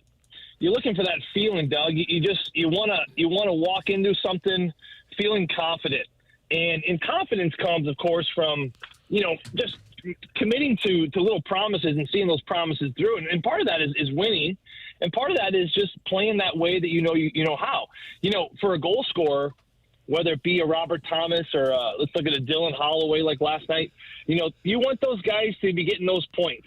I know it sounds crazy, but it's been a long summer. You want to see a shot, and you want to see the swoosh of the net, and you want to hear the horn, and you want to feel the crowd, and you want to go through the line where you're popping knuckles with all your buddies like that. It just brings back a feeling, right? So that feeling is what all the Blues are going to need heading into the first regular season game, which is next Thursday. And, of course, I think that you look across the board, I think everyone has that feeling now, that kind of that mojo, right? Austin Powers. You ever watch that Austin Powers movie, Doug? You ever watch that Austin Powers that talks about his mojo? Yes, sure. Yeah, you don't want to lose your mojo. No. Because, once you lose your mojo, it's hard to get it back. So I like to think that these players are walking in with some good mojo next Thursday. How about that? And the top line last night, all three, +4. Buchnevich had a goal and an assist. Robert Thomas, a goal with 2 assists. And then Snugs, Doug likes to call him Snugs, a couple of assists. I think that line is pretty cemented. Do you think there's any wiggle room, or is the second line for sure you're going to have where Kyrou and Shen, and then why am I blanking? Who's my left wing? What am I just Holloway? Yeah, Holloway, who's got 3 goals. Yeah, I'm sorry.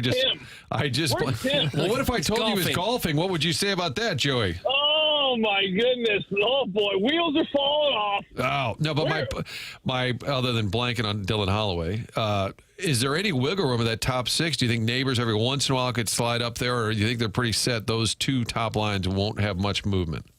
No, I think the top 2. I think the top 2 lines. Let's just look at what's solidified.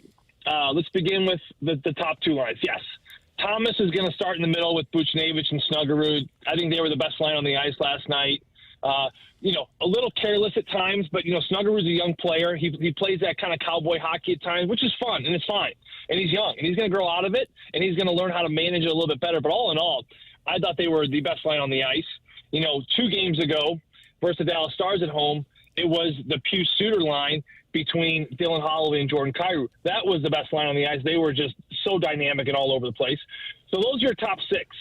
Let's look at all the D. All the D in last night's game, that's set. Fowler with Parayko, Falk with Broberg, and then you got, of course, Tyler Tucker with Logan Mailloux. By the way, Logan Mailloux, I love this kid. He plays on an edge. I didn't expect that about him, but he is going to be your 6th defenseman, I would imagine. Matthew Kessel is kind of your 7th guy waiting to get in. And then we saw our goalie last night in Jordan Binnington. We're going to see Joe Hofer more than likely tomorrow night in Chicago. So that's set. So what's not set is really a full 4th line and a 3rd line right winger. Because you got Jake Neighbors and Shen on that 3rd line. That's a great pair. And then I think that who is going to be his right winger? And then you have just this whole mix of players. Could it be Matthew Joseph? Could it be Nick Bukestad? Do you move Nathan Walker up and down the lineup? Is it Alexander Texier? I think right now, if I had to predict based off of what I have seen this preseason, I think Nick Bukestad has done a really good job on the wing with Shen and Neighbors. I think they add just such size and physicality. Everyone on that line can bring speed, can forecheck, and can hit. To me, that's a really solid 3rd line checking line. So if that's Bukestad's, then really you're looking at a 4th line. You got Sundqvist, you got Walker, you got Toropchenko, you got Joseph, Texier, and Milan Lucic. You can't keep everybody. One of those guys has to go. Milan Lucic, to me, he's the player on the tryout.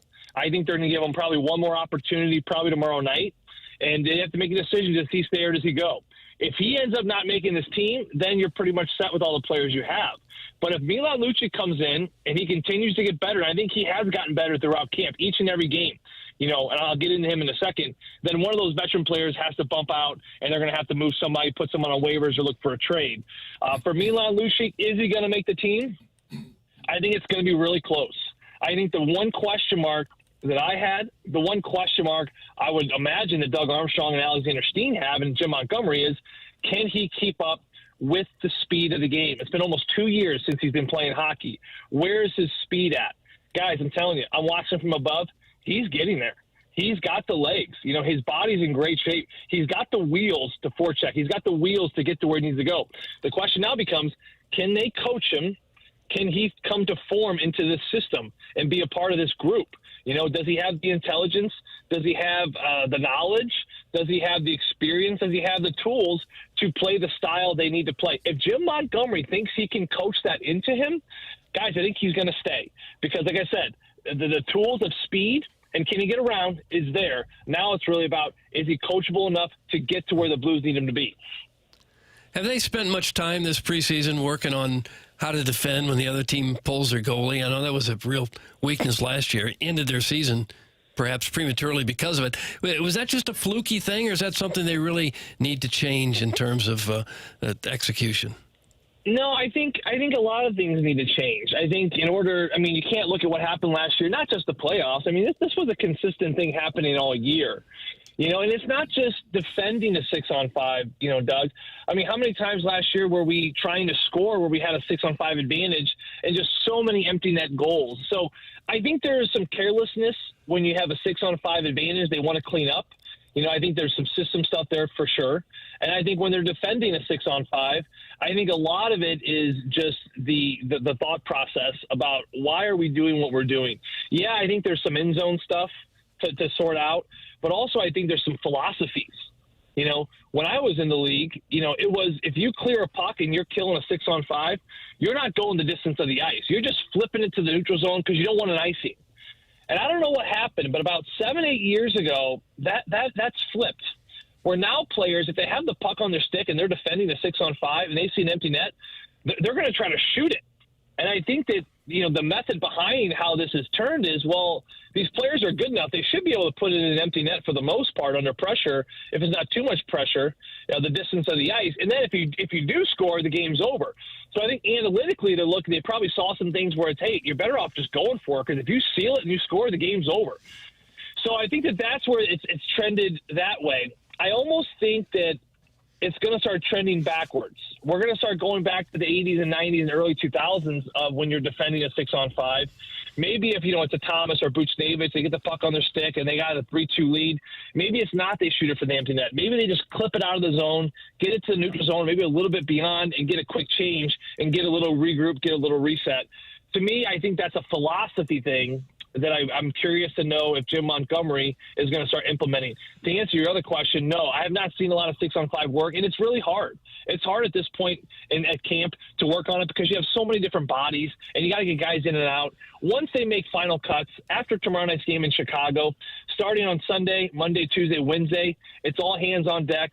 They'll have special teams practices. They're going to practice the 4-on-3s. They're going to practice 3-on-3s.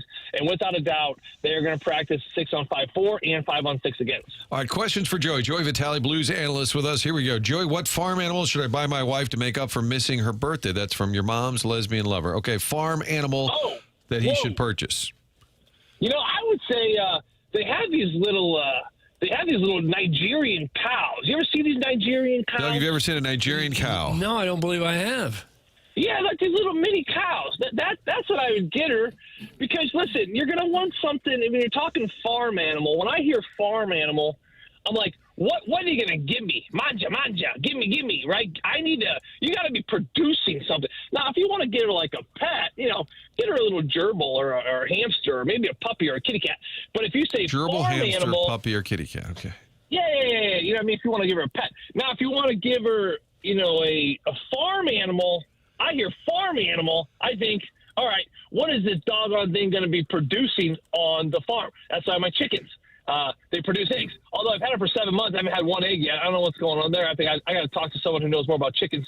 But, for him, if you got this little Nigerian cow, they're not overly big. Think of like a big St. Bernard. They're about the size of a St. Bernard. They're hairy. They get a little slobbery and stuff. But you can actually milk these things. And then, with the milk, geez, you can have milk. You can make yogurt. You can make cheese. And then you can have raw milk. That's the sweet spot. You're going to want raw milk. I went out to that. No, raw milk. It tastes like a vanilla milkshake. I went out to that Purina Farms one time. Farmer Dale, he was helping my kids milk a cow. He's in there. He's like, come on, little fella, you want to get in there and you want to just kind of squeeze it on that. He's like, just grab by the teat and just give it the old tug and pull and tug. Clip that up. So our kids get in there and they're tugging and pulling. They're pulling and tugging. Nothing, not a drop. But then, Farmer Dale comes in, he helps them out. Now, we end up drinking right from the bucket. He said, yeah, sure, you'll be good. And you know what? He's right. It tastes like a vanilla milkshake. Because, when you put milk goes to the store and they homogenize it, they pasteurize it. Why? Because they got to kill bacteria. Because, you got to put it on the shelf, to make it safe. However, when you put it through the homogenation and the pasteurization process, homogenization, I think that's right. And then you take away so many nutrients. You actually, while you're killing bacteria, you're actually killing the good stuff in the milk. So there's actually a really good place called Fed by the Farm. Shout out Fed by the Farm. It's this dude in Illinois. He has like a farm, and he brings his truck to St. Louis. He has 4 or 5 different drops. You can get raw milk from him. Anyway, it's really good. So I would say get her a cow. My nipples are hard. I am excited. Oh, are you sure your chickens are female? That's a great. Is that you, Kurt? Is that you over there, Kurt? Yeah, that's me. That would be hens. Thank God we got Kurt in the house. Without Tim, this whole thing would be a sinking ship. Yeah, well, we had a couple roosters. They were waking up the neighborhood, so I gave them to a buddy who's got a great farm way out west with lots of rabbits and other deer and lots of animals they can chase, and they're having a lot of fun. So I had to get rid of those roosters. So yeah, we do have hens now, and we're still waiting for that first egg. We've had them for about 5 to 6 months. They say around 6 to 7 months is when they are laying. But I've been looking in the coop. I don't have any. Sometimes they'll lay them in bushes, which isn't good because then, lots of raccoons and possums. Possums will eat them at night. We don't have a lot of fox or coyotes here in Kirkwood. But no, I haven't seen an egg. I haven't seen an egg just yet. But I really am looking forward to that day. This guy's effing nuts. The answer's a goat. Enjoy your brainworms. Somebody else said that raw milk will get you the listeria as well as E. coli. They're a little concerned about your overall health. There's a serious question, too. Does Joey think Bennington retires as a Blue? Is he going to be here that long? Well, first of all, tell those jabronis to do a little research because the government's told you that, it's completely safe. You're fine. You just got to drink. You got to keep it cold. All that junk in the grocery store, no good for you. Anyway, Bennington, he retire a Blue? Geez, I don't have a magic wand or crystal ball to really figure that out. I will say. I don't have a magic wand or a crystal wand or a magic ball, whatever you want to call it. I can't predict the future. You know what I mean? I'm not Nostradamus or whatever that guy was looking at the stars. But I will say he's probably going to have a statue in the front of the building. I don't care if he retires a Blue or not. He will have his statue out there. He's already got the most wins of any goalie in the league or on the history of the Blues. And he's got the Stanley Cup ring. Without him, we don't win the cup. So, yeah, I don't know if he retires a Blue, but I can't wait to see his bronze face every day until the day I die, whenever they build that doggone statue in front of the Enterprise Center. Ask Joey about the wedding ring. Did they ever find it? He'll know what you're talking about. I don't know what that means. Oh, yeah. Hey, thanks. Who was that, by the way? Give me his name. Well, it'll be a fake name anyway, but I'll try and find that. Hold on. To go ahead and answer the question, I will look for it. Yeah. Well, I just want to appreciate him for listening to the post game. We were on the post game the other day, and all of a sudden, I hear a ping, ping, and I look at Curbs, and he looks behind me, and he's like, dude, was that your wedding ring? So behind me, Trevor Nickerson, who does all of our, first of all, Trevor is the man. You guys know Trevor. He does basically all the awesome production. He does everything. He lost his wedding ring. He was playing with it, and it went off the upper deck out to the 300 level. It was like ping, ping, and I'm thinking, oh, geez. So I had to wrap up postgame with Alex. They had a whole crew down there. Curbs left the postgame to go help them. So they're looking with flashlights. They're going down to the second deck. They thought maybe it bounced over the first deck.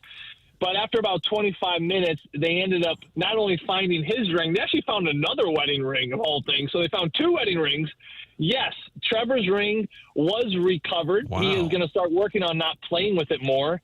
And, I know. It's a funny thing, those they used to say that, you put it on your left hand on that particular finger. They said that there's a vein that goes from your heart all the way down your left arm, and it goes right through that particular finger. I don't know if you guys knew that or not. So that's why there's a vein that goes from your heart to your ring finger. That's why you put it on that ring finger. I don't know why that really applied to anything. I just want to let you guys know that. Nice bit of information. Somebody else says you have to have a disclaimer when Joey's on that he's not actually a scientist. So some of the information is... in fact, somebody... That? Those are fighting words. Who said that? Give me his number. I'm going to have to scroll back and give you all the... Doug, what's that? Is it BR5? BR549. Yeah.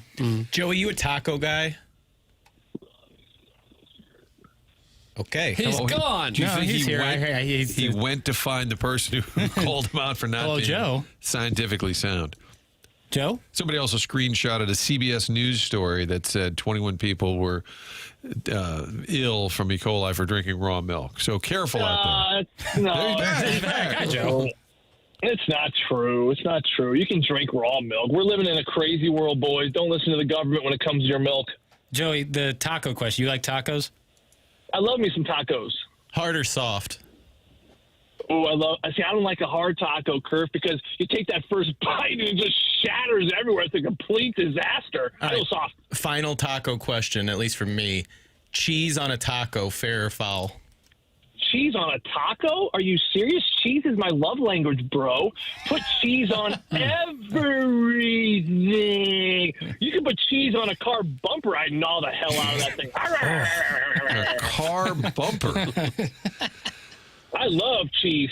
My nana, she was from Italy. God rest her soul. She'd always be putting cheese on my meatballs. I'll never forget her old wrinkly hands. She'd be saying, "Now Giuseppe, never have too much of cheese." Boy, that should be on my tombstone. That should be on everyone's tombstone. You can never have too much cheese. Those are words to live by, folks.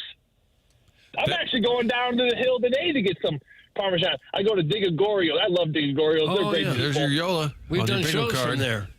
Shout out to my boy there. Wonderful family, the Digagorio whole crew. Yeah, I love that crew. I'm going to get some Parmesan. They have these Bianco tomato cans. Oh, my God, they're so good. They're from California. This guy, he made like a tomato garden. Well, it was the guy that made Pizza Bianco. I forget his name now. It's kind of slide. Anyway, He was the first pizza chef to get the James Beard Award. He has a little shop in Phoenix. He has a little pizza shop. And then he decided to make his own tomato garden based off of the tomatoes he used. And they're Bianco. You go to Digagorio's on the hill and get some Bianco tomatoes. It'll change your life. There is Joey Vitale, Blues analyst with us. Blues final preseason game Saturday night in Chicago. Home opener next Thursday against the Minnesota Wild. We'll be breaking that one down with Joey a week from today. Have a great weekend. I miss Tim. See you guys. Okay. Get out. Get lost. Gosh. Pound We sand, need fella. that shot right there at the end. What was it whenever there's an election or political and they have the fact checkers? I feel like Joey's segments, the text line is the fact checking element. Every time he says something. He's just free rolling. Yeah, some of it's not factually correct, and people are pointing that out. Rapid fire, I would say. It is the 9 o'clock hour presented by Mark Hanna, Evergreen Wealth Strategies. Appreciate Mark's sponsorship. Big Blues guy as well. From Joey to Matt the Bat, Matt Holliday on deck. But first, a word from Tim. About Mark Hanna himself. Hey, this is Tim McKernan for Mark Hanna of Evergreen Wealth Strategies. He is online at evergreen-ws.com, or you can call him at 314-889-0503. Everybody needs a financial advisor. I can't say it enough. I can't emphasize it enough. And Mark Hanna is such a wonderful person. There is nothing better than talking to somebody who knows what he knows about the industry, but then he cares about your situation, because every situation is different. People are at different ages, different goals, different career stages. That's what he does, customizes it for you, and he cares. You are talking to somebody who is on your side, who can put you on the right path to your financial goals. Mark Hanna is with Evergreen Wealth Strategies. Can't say enough good things about him. He's online at evergreen-ws.com or by calling 314-889-0503. Mark Hanna offers securities through Equitable Advisors, LLC, member FINRA and SIPC, and offers insurance and annuity products through Equitable Network, LLC. We've got Yoff Talk, Playoff Talk, baseball related with Matt Holliday next on TMA, brought to you by Brown & Crouppen.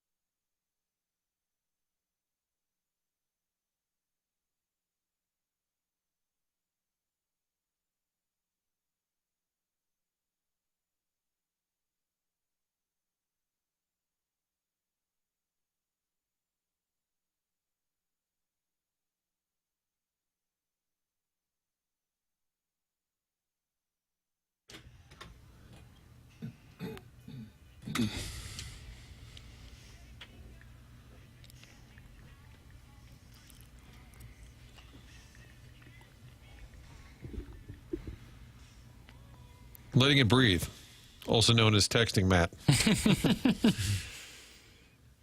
Maybe you heard the taco talk. Didn't want any part of it. Yeah, I get that. While we wait for Mr. Holliday, I have retrieved that Riz Show audio. Oh, my. About the bathroom. Radio Wars. Did they name names? They name our show by name. You'll be exonerated, Martin, but I feel like the rest of us are in the crosshairs. And again, it's Rafe. It's Rafe, who he was on Movie Boy. He talked to me about Boogie Nights, and I'm still getting it from him. So you want to hear it? Sure. The Riz Show, we were told via the audience, the listener, because it'd be pretty hard for us to hear that show as it happens. They found this audio, and apparently their radio wars are real. I'll tell you this, the PP bandit in our jock bathroom disappeared when the fast lane moved down the hall. I hope everyone's noticed that. I hope everyone has noticed that. Remember when we first started and somebody kept peeing on the floor in the jock bathroom? Oh, you're talking about TMA. TMA. Not fast lane. Excuse me, TMA. Erroneously spoken. I had fast lane on the brain. TMA. When they moved studios and they weren't next to the jock bathroom anymore, now they're down the hallway, I haven't seen any pee-pee on the floor. I'm just saying, maybe it's coincidence. I doubt it.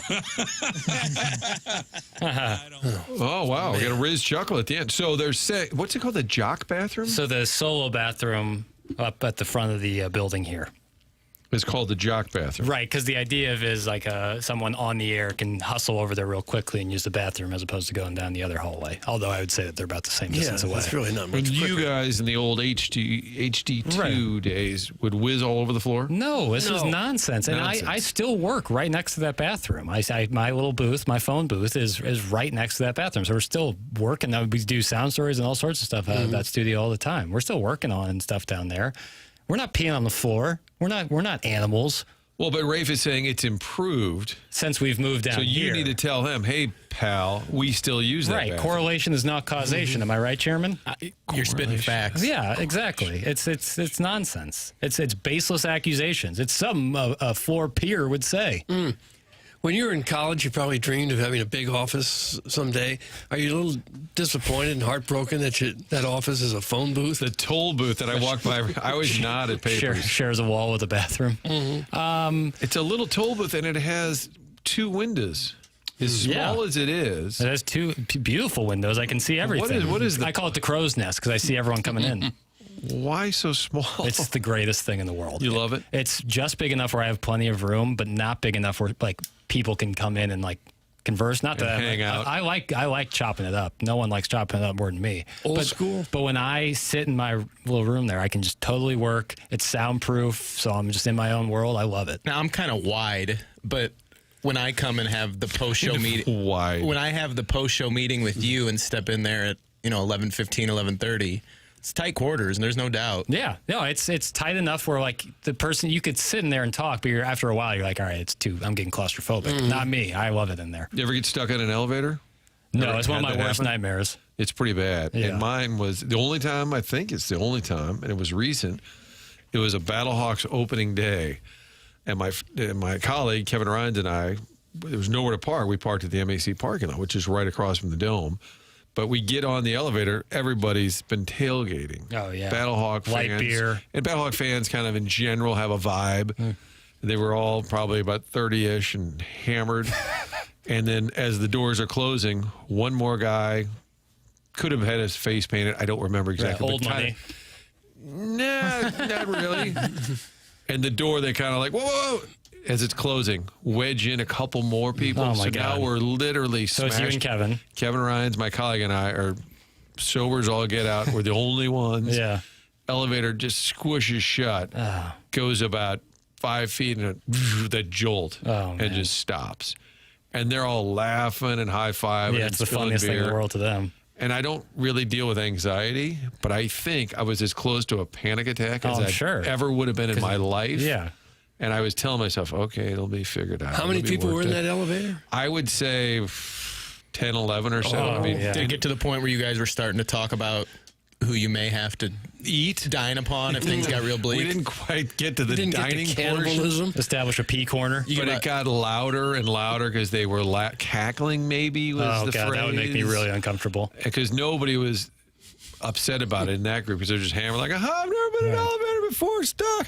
They'll never come get us. I'm like, oh, geez. They didn't have a package that Does it ever happen where the elevator jams up and like 2 minutes later you're talking about cannibalism because I think Chairman made that leap pretty quick. It depends on Are you hungry today? You're in there for 15, 20 minutes. You start wondering when the next meal is going to be. It's if you fail to plan, you're planning to fail. So maybe you should take a fork with you if you ever go into an elevator. I mean, if you're at that point, I think you're fine with just going in barehanded. Oh, God. Well, anyway, they did eventually get to us. They freed you? I think it was... How long were you in there? I want to say about 10 minutes. Yeah. It's one thing, like getting stuck on an elevator by yourself would be pretty anxiety-riddled. And then you add in all the extra people and they're drunk. I would be really... Well, I've seen the movies. You're supposed to push out the false ceiling and climb up to the... Yeah, Die Hard style. Martin, I don't know if you saw, Mitch Cumstein asked a great question. Did you guys establish a pee corner? Yeah, no, but I have a feeling these folks would have just gone all over themselves. Right, yeah, and not let even themselves. Bad memories, huh? It's tough, man. Well, I was trying to quiet my phone. I'm having a big Iggy day over here. My phone's beeping. I'm trying to get a hold of Holliday. And then Pondoff is texting me, I'll have sex with you guys. Oh. He texted to you personally? And then he said, oh, sorry, I was trying to text the inbox. And now I see it popping up on the inbox. Yeah, that's a nice offer on a Friday. Even without Wellington nice here. Offer. It isn't a nice offer. Wellington's not here and he's still offering that up. That's a big W for us. Where the bleep is Tim and who the bleep's phone is going off? That's from Average Size Shabongas. I've noticed. Do you have your keyboard sound on? Like when you type, does the I don't keyboard know what's make going noise? on. Ever since the day I overslept, I've got like every sounder activated on here. Yeah. Usually, my alarm sounds like Elliot Davis buzzer. Wah, wah, wah. I have a friend wakes up the whole neighborhood. I have a friend who once every 6 weeks has to be on call for a week for his software job, like because the software company stretches the entire world, and the alarm he has on his phone in case he has to get up and start working is the scariest thing you've ever heard. It sounds like the bombs are hitting us right now. It's crazy. Hey, Iggy, give us your phone. I'm going to have Kurt. Turn it in. When I have technology and stuff questions, I always go to Kurt and just say, what's going on? Why is my phone dinging? But nonetheless, we've reached out to Matt. We'll connect at some point. I'm confident of that. You can email this show. It's the email of the day presented by our friends at Design Air Heating and Cooling. Email today coming up at about 10:45. Textures throughout the day. A lot of science talk with Joey Vitale. Earlier, we talked Mizzou and tacos with Gabe DeArmond. We've covered a lot of ground today, and you can recap all of it in the email of the day portion of the show. And open phone lines as well. Could be Matt Holliday. Could be Tim McKernan on the line. Design Air Heating and Cooling, longtime sponsor here on TMA. As a matter of fact, the longest running sponsor on TMA going back a decade. That's Seth Goldcamp, who is fourth generation owner, operator of Design Air Heating and Cooling online at designairservice.com. Martin is a client. Doug is a client. And I am a client as well of Design Air Heating and Cooling. Matter of fact, they're coming by the house to do a furnace tune-up for the cold weather months.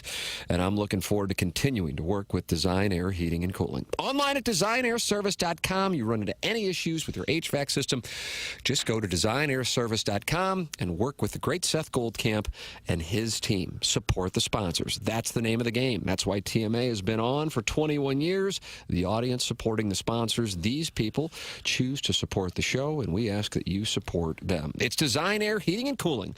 Online at designairservice.com. Email today about an hour away. If we had a text of the day, I would give it to this 636 person.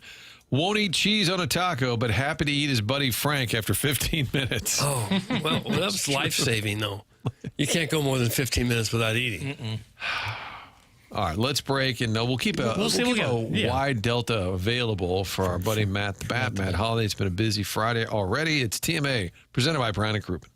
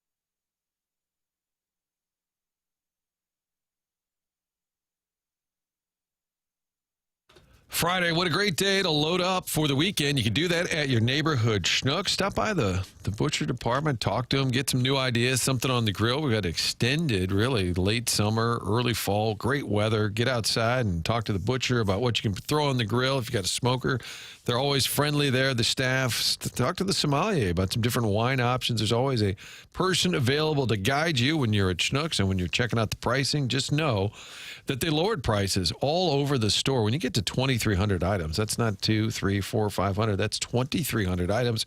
And those prices were marked down for the long term, not for a day or a week. It's nothing like that. And if you have the Schnucks Rewards, they'll let you know about additional savings available throughout the store. They even have the digital shelf tag on there that just indicates when a price is being knocked down. So get the Rewards app, find out more. They'll email you items you frequently buy. If there's any additional savings, you find out directly.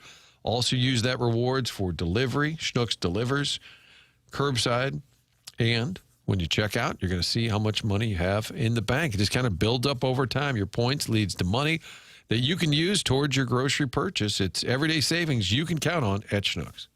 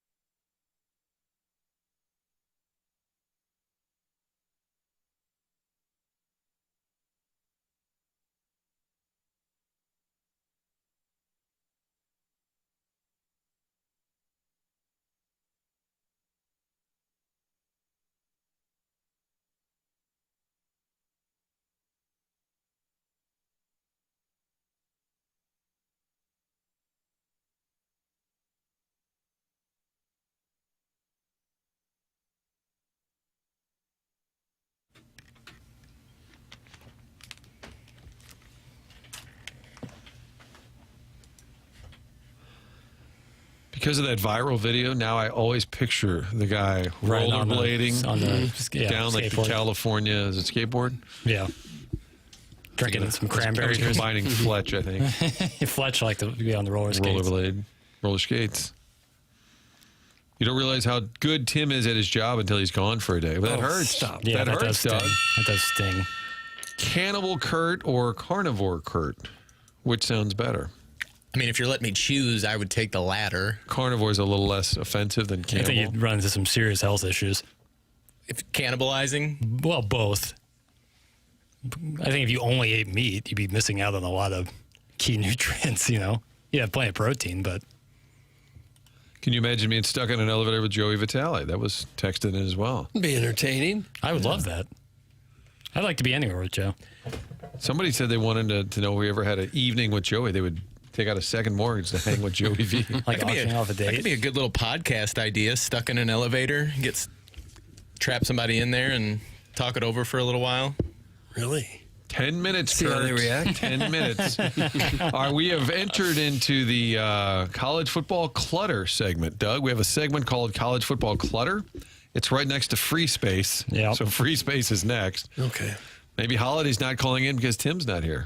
Think he's taking it. It's a Could protest. very well be. Protest by Holliday. We may talk to Matt. We may not. TMA here with College Football Clutter. Jackson, I see they're predicting every undefeated college football team's first loss. So every team out there that's undefeated, they're going to go through it. Doug, they already know who they're going to lose to. Well, they don't. They haven't played the games yet. No, they do. Ohio State's undefeated. Oregon's undefeated. Miami, Ole Miss, Oklahoma, going on and on. Mizzou. Jackson. Let's roll through them. Let's start with Mizzou. Who is their first? Well, let's take a guess. Alabama. Alabama is correct. Who is deciding this, please? This is Brad Crawford of CBS. Brad Crawford. CBS Sports. There's a lot of teams that they project. What's Al Formicola saying? Yeah. Whatever Gabe says. This Brad isn't worried about BYU's matchup with the West Virginia Mountaineers tonight, which you can catch right here on 101 ESPN. They should be an SEC game, according to Jackson. I mean, what are we doing? All right, what are we doing? You know how many people have reached out to me and told me how much they love that take? No, who's reaching? Oh, people from all over this great nation. Scores of people? Yes, it's droves of people. I said scores, and you look like I was. I thought you were talking about John Scores. Like Shout out to John Scores in the YouTube chat. Michelob You look Ultra. like I was asking. 95 calories, 2.6 grams of carbohydrates. It's only worth it if you enjoy it. I like that Michelob Ultra. Oh. And I like the YouTube chat. I'm playing golf this afternoon. I could see myself having a few Michelob Ultras. There. Live your life. I will. So scores of people have reached out. If you weren't listening to every second of the show, first of all, shame on you. Yeah, seriously. But Jackson suggested that the SEC should have a Friday night game each and every week, and you would sort of flex a bad game into that spot. You wouldn't do the big games. Right. You wouldn't do an Alabama-Georgia. But all sorts of logistical questions for the fan base and the fan base travel. I get that. I don't buy the Friday night high school football thing. Unless they broadcast that on ESPN, I don't think it's that much of a concern. You were largely skewered by the text line, and you're saying separate from I'm saying that I don't think that's key. I think it was closer to 50. I think people, they like. There was early skewering. I think they like the idea. I think the logistics are a real hurdle. Like the fan travel is a real thing. That would be tough. But if you could flex it 3 weeks in advance, I mean, hotels are hard though. But offline, Doug, you got a lot of support. Yes, offline. By the scores. Yeah. So by the 20s. Yeah, the offline. That's honestly where I do better is offline. You know. Okay, so our guy from CBS Sports, Brad Crawford, who's not related to Al Formicola. Right. Okay, so predicted first loss for Missouri would be Bama. Shocking, right? Yeah. He has a couple teams that won't lose. You want to take a guess on the teams he has undefeated? I think that's the more interesting thing. That is one of them.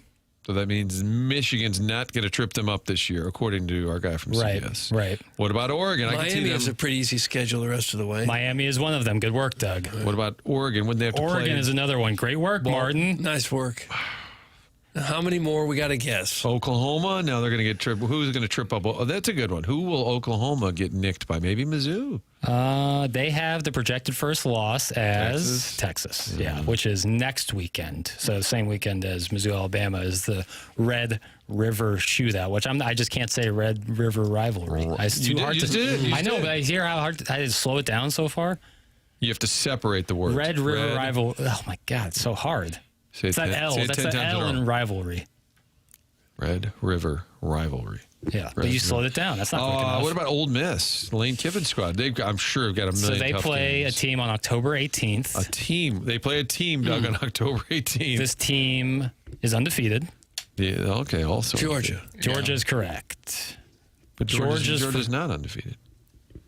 Oh, you're right. Sorry, they lost to Alabama. Couldn't be sorrier, but Doug still got it. No, but you're saying Georgia will beat Ole Miss. That is what Mr. Crawford is predicting. Right. He has Texas Tech losing to Arizona State, which, hey, I love Kenny D. I think Texas Tech is the biggest lock to make the college football playoff out of any team in the nation. That's my take. I think you could bet it right now, and Texas Tech is in there already. I think they're going to cruise to the Big 12 championship, even despite Kenny D and the Arizona State Sun Devils. Did you give me A&M's first loss? Texas A&M, future Mizzou opponent, currently sixth in the AP rankings. This is a road game that they're going to play at the end of October. Against a team. Against an SEC team. Surprise, surprise. I don't know their schedule. So they play at LSU on October 25th. They have a loss at LSU and Brian Kelly. I could see that. I think these are reasonable guesses. I think LSU is. I think they're going to get worse as the season goes on. Do you think A&M's got enough offense to go in there? I think A&M is. I mean, they put up 41 against Notre Dame over there. I know Notre Dame has a really weak defense, but. This guy Crawford's just guessing. So he was told, come up with something for the website. Right, and here we are reading TMA. it. So, yeah, mission accomplished, I guess. I'm kind of intrigued, though, by the topic. When will these teams get tripped up? Not that this is any way a Bible, but Indiana. When's their next big one? Indiana, they have, I believe they play Penn State down the road. But if they're ranked high, that means Penn State will lose. So, but they have their projected first loss at Oregon. That's next week. That makes sense. But here's the thing on the Penn State.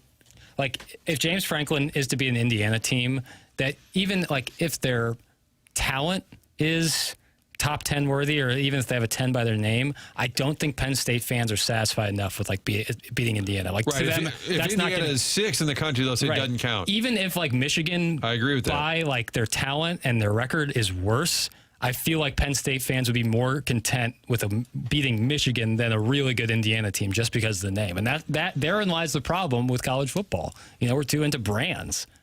That's why people doubting Missouri piss me off. I agree with you, but I also think I would agree with Penn State fans. Like, all right, fine, we beat Indiana when they were ranked sixth. That's not doing it for me. Doesn't make up for all the... Does it not? I don't know. I don't think it does. But what if their talent level... Like, what if they go into Oregon and play them real tight at the Autzen Zoo? Indiana. Indiana plays them real tight at the Autzen Zoo. They lose by like a touchdown. What are you saying, the Autzen Zoo? That's Oregon. What's it called? The Autzen Stadium. They call it the Autzen Zoo. Oh, the Autzen. It never rains on Autzen Stadium. I always thought you were saying like the Aughts, like the 2000s. No, Autzen Stadium is the name of the stadium in Eugene. If Indiana goes and plays Oregon tight, still loses, and is like a top 15 team in the nation, then goes into Penn State, and Penn State whoops up on them, like that's a really good Indiana team that put up 53, 63. Well, won by 53. Won by 50, over Illinois. But it takes a few years of being a solid team, a highly ranked team, to get over the stigma of Indiana having been bad for the previous 50 years. For sure. If you're an Indiana fan, I would get that. But like if you're a Penn State, what I'm saying is I'm poking holes in Penn State's gripes. That if your gripe against James Franklin is he can't win the big games and he beats a really good Indiana team this year and you're still not satisfied, then you don't really care. All you care about is the brand. That's my take. No, I agree with that, but I also agree with the fans. Hey, listen. Got to do what you got to do. If we taken down all of the undefeated to this point. Yeah. They have Louisville losing. He has Louisville losing to Virginia this week, and Tim and the boys on the Spread Zone had that as all three of them had it as their lock. Is Louisville winning this weekend against Virginia? What about Anthony Beck's son Rocco's Iowa State Cyclones? They go to Fort Worth on November 8th to take on the Horned Frogs of TCU. What's a Horned Frog, Doug? It's a little thing in the desert. It looks like a toad, and it's got little spikes coming off the top of his head. That would be kind of a nasty animal to run across. Well, they're small. It's like a big lizard. Still. Ugh. You've never seen one? A horned frog. I don't know that I have. Kind of ugly. It kind of looked like a tiny little dinosaur. The Akron Zips will be undefeated. Akron, I don't see in this list. I could see where they wouldn't make the list, potentially. North Texas made the list, though, but they have them losing to South Florida on October 10th. College football clutter. I'm seeing some national attention about the strange nature of the 11 a.m. kickoff for Alabama and Mizzou. Okay, tell me more about that, because Tim has been mad about this since it came out. I have seen some people. I mean, this is isolated, like some beat reporters, some just like big college football Twitter accounts, kind of like, why? Like, this is really weird. But it's good. Like, we've talked about it 100 times. Like, Tim's theory is that the SEC wants to help out the big brands, Alabama, Georgia, et cetera, as much as they can. Right. And by sticking the 11 a.m. kickoff on the road, that the home team, it's kind of a letdown time for the home team. And so that would slightly be an advantage for a brand like Alabama. Well, especially when it's a Central Time Zone team, because that's an 11 a.m. as opposed to noon if they were to play, South Carolina or something. Or they just didn't think Missouri was going to be very good. And they had them, the experts had Missouri picked 12th in the SEC. I think even though we're only 5 games into the season, I think higher than 12th is likely. So they're outperforming expectations. But even so, I agree with Tim. It's BS. So what are you seeing now in terms of the string? I'm just seeing people being confused by something we've been confused by since the summer. Carl at CBS wrote a column or something. No columns, but it's just like. So what I read is actually the story that you're seeing. I just wanted to talk about it. Like, it's such BS. Like, you got to play. Twitter users are saying. All right. It's always your own, guys. I'm not taking a shot at you. It's fine. It's fine. Don't get down. It's fine. It's fine. It's all good. This segment really, in the dossier, segment 9-3. I forgot to change it. You're fine. That's the reason. I forgot to change it. 9-3 was clearing the deck. 10-1 was college football clutter. So I would say we're clearing the clutter. Is that fair? When Mizzou plays at Oklahoma, that will also be an 11 a.m. game. At Oklahoma? That's what it says. Is it really? It could be that they just don't respect Mizzou at all, and they think they're just going to get run over by these teams, and it's not a very big game. Yeah, well, they'll find out. Wow. But listen, at the same time, you got to win to gain respect. You can't just hype doesn't get you respect. Actual wins. And I would say needs a big win. Actual wins, yes. I think for Mizzou fans, it's inherent that at some point Drinkwitz wins these big matchups. Has to. I think nationally, if Mizzou plays Bama well, they'll be impressed. Yeah, 100%. Nationally, we'll be like, that was a great game. Bama's got it rolling, and you were right there with them. That's not going to appease Mizzou fans, but I think nationally it helps them. If Alabama is able to put the whooping on Vanderbilt this weekend, and they were to come into Columbia and struggle, and Mizzou were to come out on top, I think, the national reputation goes way, way, way up. You have to start mentioning them in pretty much every conversation. So the opportunity is right in front of them. They don't play anybody this week. All they have to do is get healthy. So we'll see. I don't fully disagree with Tim, but it's worth pointing out that in UGA's, the Georgia Bulldogs, undefeated repeat season, they didn't have one night home game. That's Al in Dayton. Because they reserve all of them for LSU, and that's BS too. LSU gets to play at home every time at night. It sucks. I get it. Like, it's a great atmosphere, and they want to showcase that, but other schools that have great atmospheres also. Yeah, I was at the Mizzou South Carolina game at night. Fired up. Chairman was there. Place was going crazy. The atmosphere at Fro Field last couple of years has been fantastic. Right, and I think, but I get it. I got to pay the bills. Frustrating. All right, Matt Holliday is about ready to go. So let's do this. Let's take a break. Cool. We'll call Matt the Bat. Little baseball off talk is on deck here. It's the morning after, 9 o'clock hour. We're going to close that out. Brought to you by Mark Hanna, Evergreen Wealth Strategies. Baseball talk next on TMA.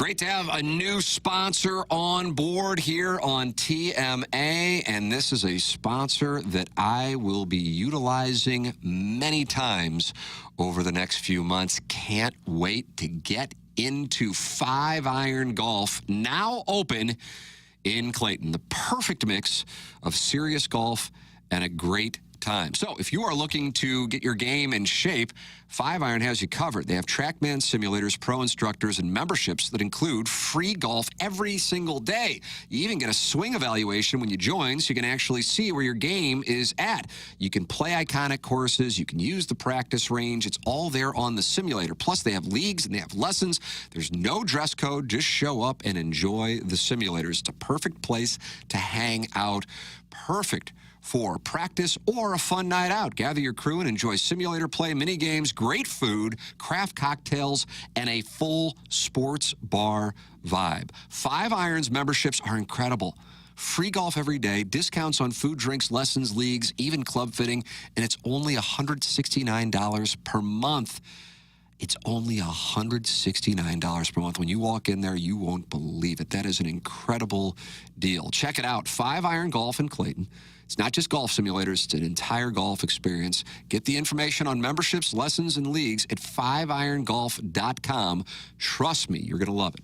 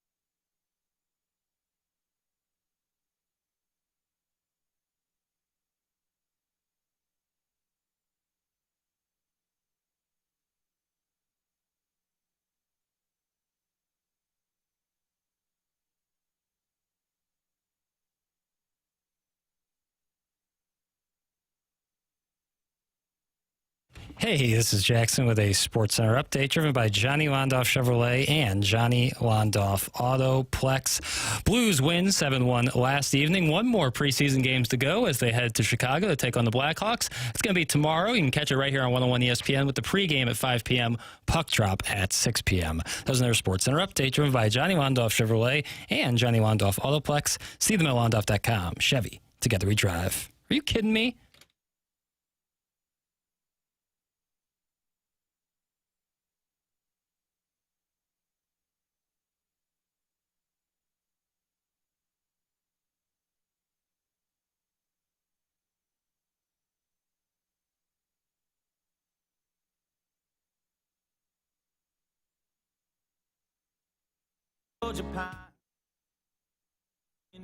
Sweet tea.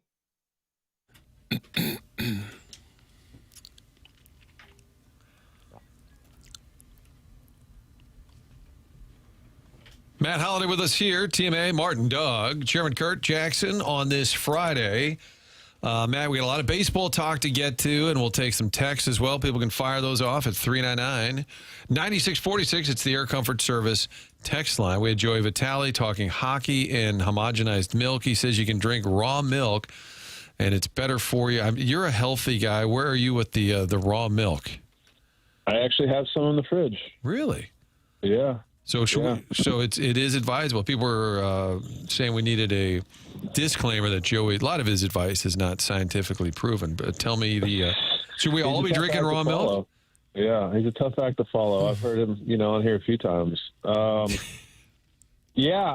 done some research on raw milk, raw dairy. Yeah, is better for you, but I'm not gonna, I don't necessarily want to dip my toes in those waters if I'm not scientifically trained and that stuff. But yeah, I mean, a lot of the research, a lot of the new, some of these biohackers and people that are, it's a trending thing, and that that it's the healthier version. Obviously, you got to get it from a farm that's keeping the animals clean and all that stuff. But I don't know a ton about it, but I do have some in the fridge. Okay. Do you have animals on the compound there? I know you got to build a batting cage, et cetera. What about animals?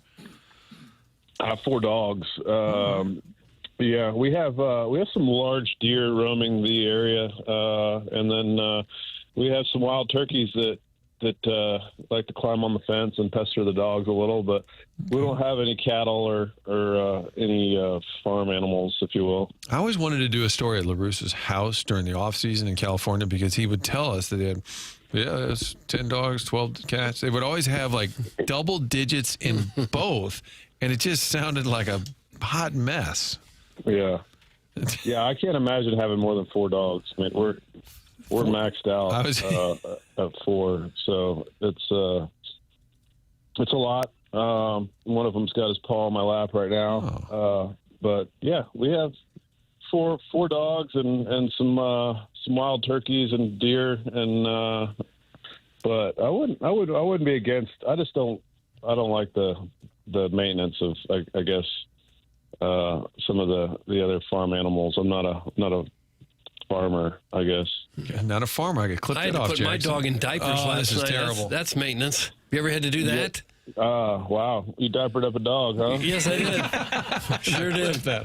Almost got bitten doing it. The tail almost didn't fit through the diaper hole. Oh, first world problems. Yeah, I don't know. I have not diapered a dog, Doug. Not yet. That's a lot of alliteration. Not yet. Yeah. Not yet. Yeah. It felt like he had no choice. I guess. It might be the wife's job if they ever get to the point where diapering up a dog. Yeah, delegate. Matt, how many postseason baseball games do you know the exact number that you played in? Oh, don't know. A lot. 77. Yeah. Felt like it was quite a few. 13 postseason home runs. I'm curious, this time of year, do you watch the playoffs? Do you catch it a little bit here and there? Or do you find yourself a little more into baseball this time of year? Yeah, I watch pretty close. Some of the day games, I in some of the crossover, I can't catch it all. But I watch a lot of it, especially the games in the evening. when I'm at home. So yeah, I really like, you know, the wild card best of 3 days in a row. You know, 4 games on 2 days in a row, and then yesterday had 3 games. So yeah, I'm a big baseball. You know, I like watching baseball. So I'm very into it, and I think today's an off day for everybody, and then start back up tomorrow. Yeah, 4 games on tap on Saturday, and I think the early days of the wild card, you guys played it in 2012 down in Atlanta. It was a crazy game. They were throwing the beer bottles. I think you homered in that game, and that at that point, the one game did seem unfair. I know Tim will get going on these rants about it's a bastardized version because you can have a great season and then it just gets thrown away in this best of 3. But I think if you're going to have an expanded postseason, the best of 3, I think this formula is not bad. And I have to be honest, I really enjoyed the last couple of days. Even if the teams you play all year, I think if you're going to have expanded, it's probably as fair as it can be. Yeah, I mean, I agree. I mean, I think that the 3 game is better than the 1 game, just because, you know, as you guys know, anything can happen in one game in baseball. So at least you have a chance, and then you reward the better team gets the 3 home games, which is an advantage.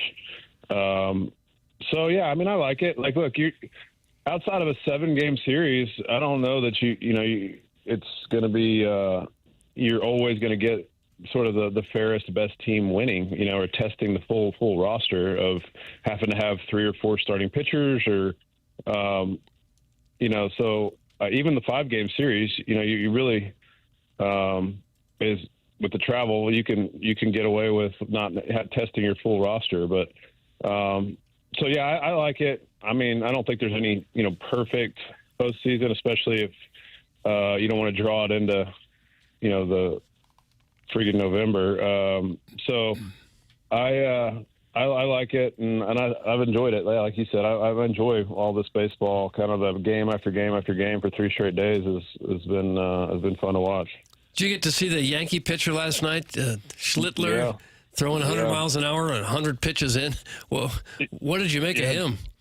Yeah, Jackson actually faced him, I think, once or twice the last week or 10 days of the season, and he was pretty impressed, and so I've been watching. You know, he has, like I said, I've seen a couple of his starts against the Orioles, maybe, and news. I mean, that now doing it in your first postseason game and going 8 innings. I mean, that's totally different. But the stuff and you know, the holding his velocity and you know, pitching into the 8th inning at 97 to 100 with, you know, a couple other pitches he really didn't even need.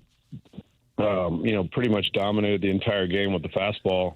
But yeah, very impressive. You know, it certainly seems like they've found another ace type of building block to add to what they already have. So we'll see if he can do it. You know, I think he threw probably his career high in pitches yesterday. So we'll see how he bounces back, you know, and then the next time he starts, which, you know, I don't know exactly when that'll be, but yeah, it'll be interesting to see what it looks like next start. But that was certainly very, very impressive. Do you have a rooting interest at this point? I wouldn't mind seeing the Mariners make a little run. They never really have been able to do anything. As a former player, do you care at this point of the teams left? Not really. No, I have some friends still, you know, on some of the teams and a few former teammates, you know, that are still playing. So I root for them individually. I'm not there's not one team that I'm you know, really, I picked the Phillies on maybe something that I did or something. So, you know, I'd like to be right occasionally. But I don't have a rooting interest per se. I took heat earlier for saying I was happy to see the Cubs win, just because it's more interesting if the Cubs are in it. When you played, did you have a real hatred for the Cubs? I mean, not really. I mean, I think that, you know, there was times where we had some run-ins. There was times where we had some games where, you know, Joe Madden, you know, he'd always, you know, downplay if they hit us. But then, of course, if we hit any of their guys. It was on purpose, but so there was times I think where things got a little. There was a little animosity between the two teams, but I don't feel like I was ever Yeah, look, I think there was a little bit of animosity in the division, more so than now. We played each other 19 times, and there starts to get you see each other that much. There can be some things that come up, and but I don't. Yeah, I mean nothing too crazy, but there was a few times I think where they hit me that I didn't love.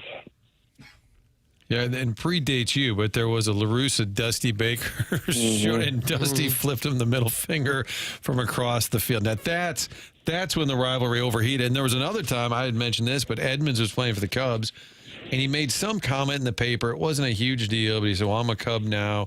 And then we asked LaRusse about Jimmy coming back. He said, he's a Cub now. He's not one of us. And he was literally furious. I think if you have a manager like that who's really dug in on it, or if you have just a player on the other team that everybody kind of hates, then it kind of adds to it. But if the team isn't filled with a bunch of jerks, it's hard to hate them. Yeah, and I used to love the Cardinal Cub, the crowds and the matchups and the environment was always a lot of fun to play in. So it's hard to associate hate or disdain with playing in a great environment where the fans are into the game and for the most part cordial, and you have a husband who likes the Cubs and a wife who likes the Cardinals, or vice versa, and you have families that are on one side or the other. I always loved playing in those games, so it's hard to, like I said, it's hard to associate much hatred or when you're enjoying what you're doing and playing in a great atmosphere. But like I said, anytime you play 19 times and you have you start to get a little annoyed seeing each other, that there's going to be times during the season where you get annoyed with the other team, especially if they're throwing at you. Do you ever get or what's it like standing in there when you think you might get plunked on purpose? It's got to be a little scary. You go one way or the other, right? You kind of hesitant and you go, okay, this might be the time where they're throwing at me. And then they end up throwing right down the middle, and you're like, oh, never mind, or sometimes where you think this is a terrible, this would not be, I'm leading off the inning. This probably isn't the time they would throw at me, and then it's right in the middle of your back. So I usually just would be like, okay, I'm just going to treat this like any other at bat and be ready for the fastball, and then if he hits me, Clayton Kershaw hit me in once where after we had hit Hanley, I think a couple times, and the once in the playoffs, and then I think we hit him in the beginning of the season, maybe the next year, and I was leading off the inning in a close game, and I thought, well, this isn't going to be the time that he's going to hit me. I'm leading off the inning, and sure enough, I mean, it was just, I could tell, he stepped towards me, I was like, uh-oh, and it hit me right in the hip. There was, like I said, there's times where you think it might happen, and then there's times where you're like, this doesn't make sense, and they do it. So it's part of the game. I think it was more part of the game then than it is now. But it was something where as long as they weren't throwing it high and inside or hitting you in the hands. I actually didn't mind it too much. You ever give any thought to paying the pitcher a little visit after he plunked you? Yeah, I mean, there was one game against the Giants when I was with Colorado. I can't remember what year it was, but Matt Cain, I don't know how it happened, but I don't know, for whatever reason, the first two, I was batting third, and first two batters, he's just painting, just really, really good command, and then the first pitch to me, hits me up by my neck, back in the, on your back, really high up by your neck, just one of those balls where he missed the spot, or would have missed the spot by, 3.5 feet, where he wasn't that kind of pitcher, so I was pissed. And then my next at bat, I never wanted to hit a home run more in my life, and actually did it. Typically, it doesn't work, but I hit it, and it was one of the furthest balls I ever hit, and so of course I appreciated it, and he started yelling at me to run, and then I started yelling back at him. And I never thought about, I really want to, run over there and fight him, but it was certainly an intense interaction where, I actually hit a home run when I was trying. Asked Matt about the Giants playoff incident they threw at him after the series had been decided. That was some real weak sauce from Will Clark's post-game bevy. I don't remember that. Yeah, I slid into Marcos Figueroa. It was late. I even admitted it. It was just one of those ones where I was trying to figure out which side of the base to slide on because, you're trying to take out the second baseman. That was back when you could get after the second baseman and try to prevent a double play. And I was probably one step late on starting my slide, and I think he had to come out of the game and missed a couple games. And then, they waited and then they, I think it was actually Matt Cain. And then they hit me,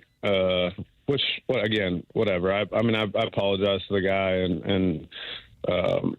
but I knew that was coming. And, didn't hurt. Wasn't that bad. No big deal. Move on. But yeah. Boy, I'm watching that Matt Cain home run right now. I don't know if that ball's landed yet. Is it the one from September of 2006? Yeah. I was watching that, It's too. about the longest home run I think I've ever seen in my life. And sleeveless Colorado Rockies jerseys just looking outstanding. Mm-hmm. Mm-hmm. God. It is crazy, the retribution. Oh, my God. I think it was one of the last home games the Cardinals had. Ivan Herrera had a check swing, but he did it kind of late, and then it hit William Contreras, the Brewers catcher. Right, brother of Wilson. So then the next day, they bean Herrera, and he said, I didn't mean to hit their guy. But it's like, even if you do something on accident, it's like, we will you have to wear it. Yeah, it's just kind of bizarre. The other Contreras, Wilson Contreras, gets hit a ton. Does he crowd the plate, or are they always trying to pitch him inside? He just seems to be a magnet for hit by pitch. Yeah, usually it's one or the other, right? Like, if a guy stands right on the plate, obviously his chances go up, particularly if he's really good out over the plate, and these guys feel like they have to crowd him to get him out. And he's probably one of those guys that they don't want him getting his arms extended. It doesn't seem like he stands incredibly close to the plate, but they have, stats for that now. So you could probably check. They document and keep where everybody stands in the box nowadays as a part of StatCast. So you could probably find out how close he is compared to most. But for me, it's him. I think it's probably more that that he probably pounds the ball out of the plate and maybe is not quite as good close to him. So they try to ram the fastball in there and end up hitting him. But he doesn't move either. I mean, he's like a bull. He just stands there and takes it. I would not. I shook hands with that guy. I don't know him extremely well, but the times I've been around him, I'm not sure I would. If I was a pitcher, I would be real thrilled if he came out to see me after hitting him. Oh, he's tough as even some of these nasty injuries he's had. He's back relatively quick. Guys, begged Matt to work with Walker, being Jordan Walker. And when do you know with a younger guy like the Cardinal? The great debate is it going to turn the corner? Is he going to become a superstar?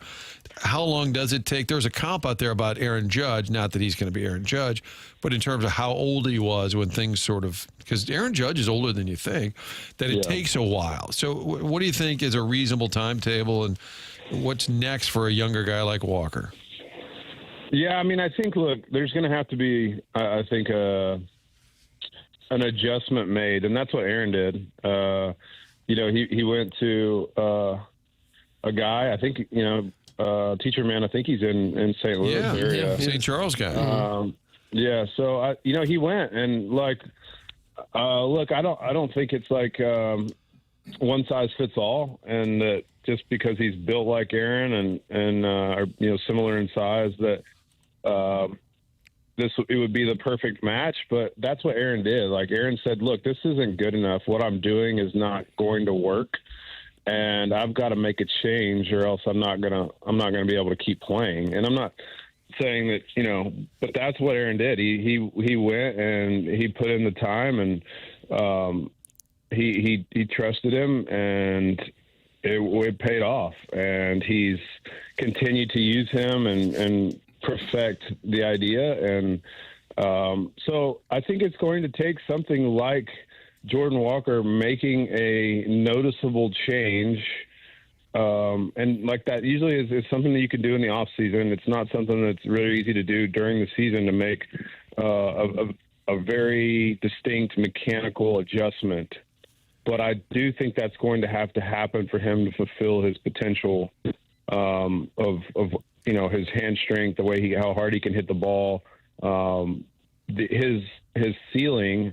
For him to reach that, I do think he's going to have to make a significant adjustment, and somebody I think is going to have to help him, and he's going to have to buy in and be all in. And I think that's what Aaron did. Was like, I know this isn't going to work. I'm all in, and then I'm going to get really good at this.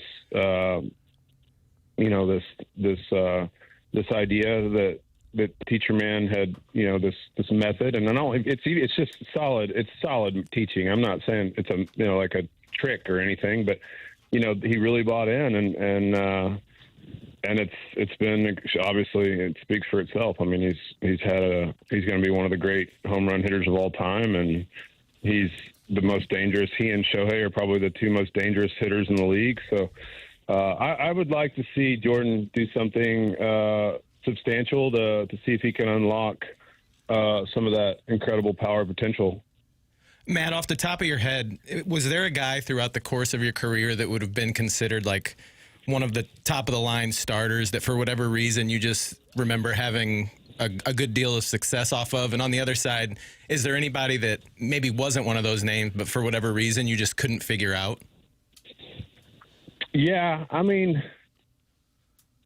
they were kind of at the end of their career, but like Greg Maddux, I had a ton of success on. He was with the Padres, and I hit him really, really well. So there's been some guys, trying to think, like there was a guy with the Padres. His name is slipping me right now. If you looked up like maybe 2006 Padres rotation, not Peavy. Not Peavy. This is on the other side. This is the guy that got me out all the time. That Clint Hurdle at one point said, "Am I going to have to sit you down when we face him? Or you going to have to? You can't seem to figure him out." Chris Young. No. Sterling Hitchcock, too far back, probably. Yeah, no, you'd have to look him up. He was kind of a sidearm right-hander, three-quarter arm. Every time I thought he was throwing a sinker, he was throwing us like a sweeper. Every time I thought he was throwing his like back then we call it slider. Every time I was like, okay, I got to stay on that slider, he'd throw me a sinker in. I just couldn't quite I couldn't hit him, and he gave me a lot of trouble, and the rest of the league didn't have as much trouble. So I couldn't quite time him up very well. But I had some success off of, some of the greats. I wouldn't say I dominated him. I hit a home run off Roger Clemens, and, I hit a home run off Tom Glavine, and faced Pedro Martinez. I don't remember what I did, not much, but Randy Johnson, I had a few hits off of him, and Clayton Kershaw got off to a pretty good start. And then he started throwing sliders, and then that wasn't as fun. Lincecum was very difficult to deal with. Somebody texted in, was it Clay Meredith? No, he was the side armor. He was a reliever. Gosh, I don't know why I can't think of this guy's name. How about Clay Hensley? No, he's a starter. Woody Williams. You would have remembered him. Maybe go 08, or I don't know. It really bothers me that I can't think of. We're going to, as soon as you hang up, we're going to, oh, there it is. Yeah. By the way, people want more Clint Hurdle impressions. By the way, that was a hit. We're not going to ask you your favorite NFL team, and we're about to roll here, but quick thought on Albert Pujols likely to be the next manager of the Angels. He has been doing it at the Dominican level. Are you surprised at all? A guy made all that money and, living life now. I guess at this point we kind of saw it coming, but what do you make of that move? Yeah, it always surprises me that, look, I know how much Albert loves baseball and how, he likes to manage, and he's done it in the Winter League and then, the World Baseball Classic. And so he's shown interest in managing. I just am always a little bit, not surprised, but I guess when you dive in to being a manager in the major leagues, like the commitment level and the time of start. You pretty much report about what, February 7th or 8th as the manager. You got to be for him, got to be to Phoenix about the 7th or 8th, and then it's a full day for the next 7 months, and you hope you go into October. But even if you don't, you play through September, and you're at the field. I mean, the hours that managers put in, and you're having to meet daily with front office and analytics teams, and all that goes into being a manager, and talking to the media 2 or 3 times a day. And I am a little surprised, when somebody like Albert, who had the career that he did and the financial stability to kind of do whatever he wants, to take on. It's impressive. Like I have commitment issues with my time nowadays. Like to make that kind of commitment to manage and really go all in, hats off. So it'll be interesting. I'm excited if that actually happens. It'll be fun to follow. Randy Wolf, that's my last shot at Padres. No, it's a righty. Josh It's Banks. No. Oh, well, wait, don't man, yell at us. we're just reading the Will roster. Ledesma. He's a lefty. We're on the 08 Padres roster. Cha Sung Baek. We'll get it by next week. Yeah, maybe we should have asked favorite NFL team. If you go to games started on the stats, it's easier if you pick like the GS. And then it'll tell you. we're thanks, Coach. I got Jason Hermano. No. Clay You know Meredith. what? No. I'll find it, and then I'll send you guys a text. There you go. Thank you. We need to get this all sorted. All right, Matt, thanks so much. Yep. All right. Tell Tim we missed him. Is he still working for the show? Or Yeah, he's golfing today, which is what you wanted to hear. Gotcha. All right. All right. Okay. All right, then. There it is. Thanks, Matt Holliday. But I think we've read every Padre pitcher from 06 to 08. We gave it our best effort. And we only went to bullpen pieces when we were out of starters. They only have 5 starters. I like how he said go to the GS game started. Like, well, that's what we were doing. Yeah, thanks, brother. Greg Maddox, David Wells.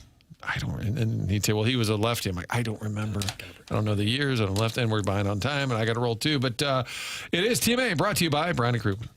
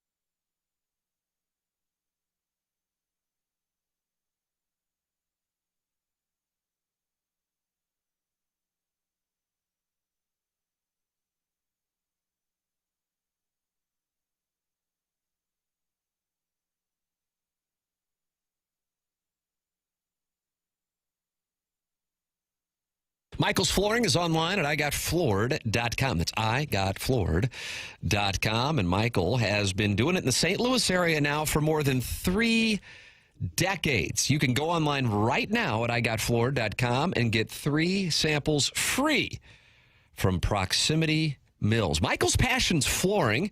When you order from him, he wants you to have the best experience for the best price. And what he does is make sure that he hires the best installers he possibly can to give customers the best experience that they can. That's why he's giving out $7 a square yard compensation, which is incredible compensation for installers. If you're interested, go to igotfloored.com. There is a reason he's continued to grow throughout the 31 years in business. Employees love working for him as they feel like family, and he makes sure they're taken care of, and this then rubs off to the families buying the product as they know they have the best interests of the buyers at heart. They're in Creve Coeur, they're in Darden Prairie, and they're in St. Peters. Come see why people are loving getting floored by Michael, and make sure you visit igotfloored.com.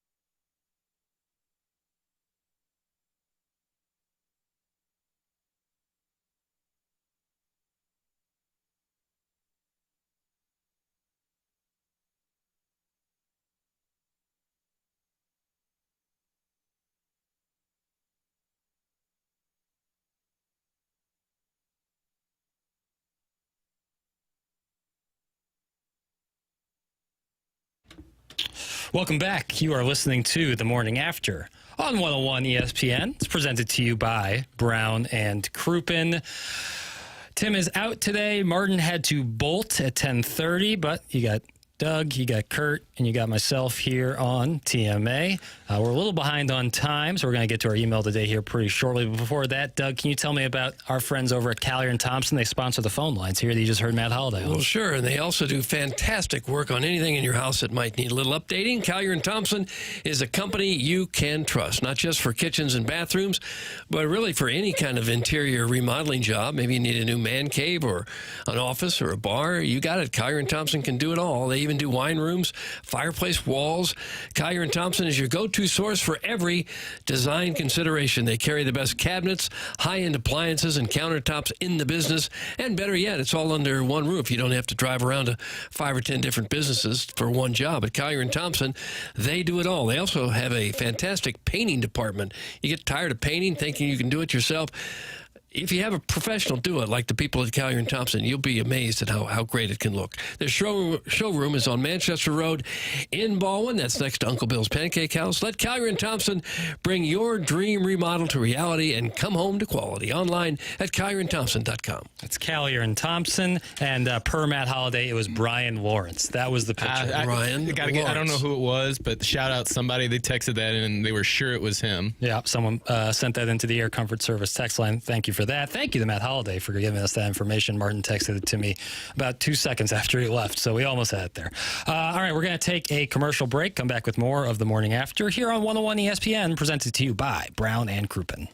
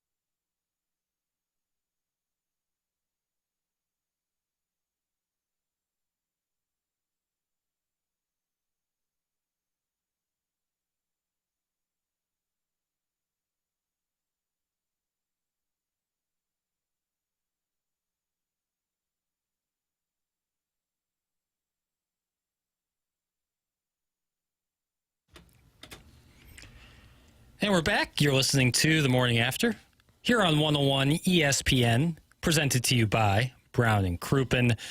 Tim off today. Martin just had to run out here at the last minute. But everyone will be back on Monday, breaking down some MLB playoffs, college football weekend that was, the NFL weekend, and the Blues get their season underway on Thursday, October 9th against the Minnesota Wild. In the meantime, Tim's going to tell us about the sponsor of the podcast here on TMA and 101 ESPN. That's Schaefer Door Company. Hey, this is Tim McKernan for the sponsor of the podcast here on The Morning After and 101 ESPN, and that is Schaefer Door Company. Jason Gosrow and Schaefer Door Company, longtime sponsor on TMA and a leader in garage door repair and installations. If you run into an issue with your garage door breaking, you hear that spring snap, and you're sitting there going, what in the world was that? That is when the garage door is broken, and that is when you go to SchaeferDoor.com. Schaefer Door, spelled SCHAEFER door.com. It's Schaefer Door Company. They handle, of course, residential, but they also handle commercial doors for you as well. It's Schaefer Door Company. Online at SchaeferDoor.com. It's Schaefer Door, a Clopay Master Authorized Dealer. All right, we will have the Design Air Heating and Cooling email of the day coming up on the other side of the commercial break. BK and Ferrario at the top of the hour. You're listening to The Morning After here on 101 ESPN, presented to you by Brown and Crouppen.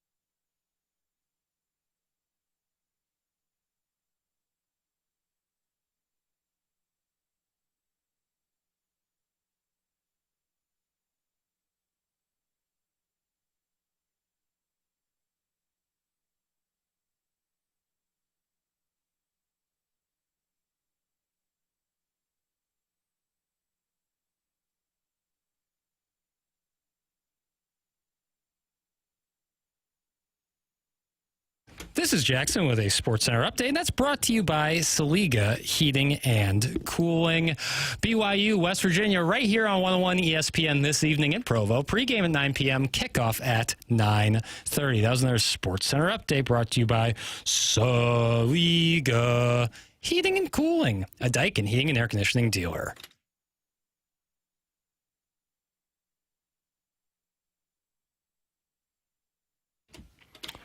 Welcome back. You are listening to The Morning After here on 101 ESPN, presented to you by Brown and Crouppen. We have the Design Air Heating and Cooling email today coming up just in about a few moments. Before that, Tim's going to tell us about the good doctor, Dr. Brandon Pryor, over at 100 West Dental. Scanner that'll show. Started over. Dr. Brandon Pryor and his team at 100 West Dental.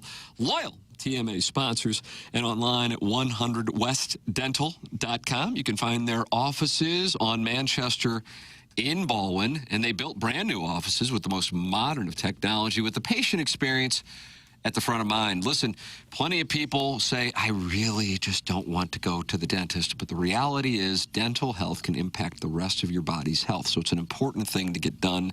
Get checked up with Dr. Brandon Pryor and 100 West Dental at 100westdental.com. No phone calls needed to get in.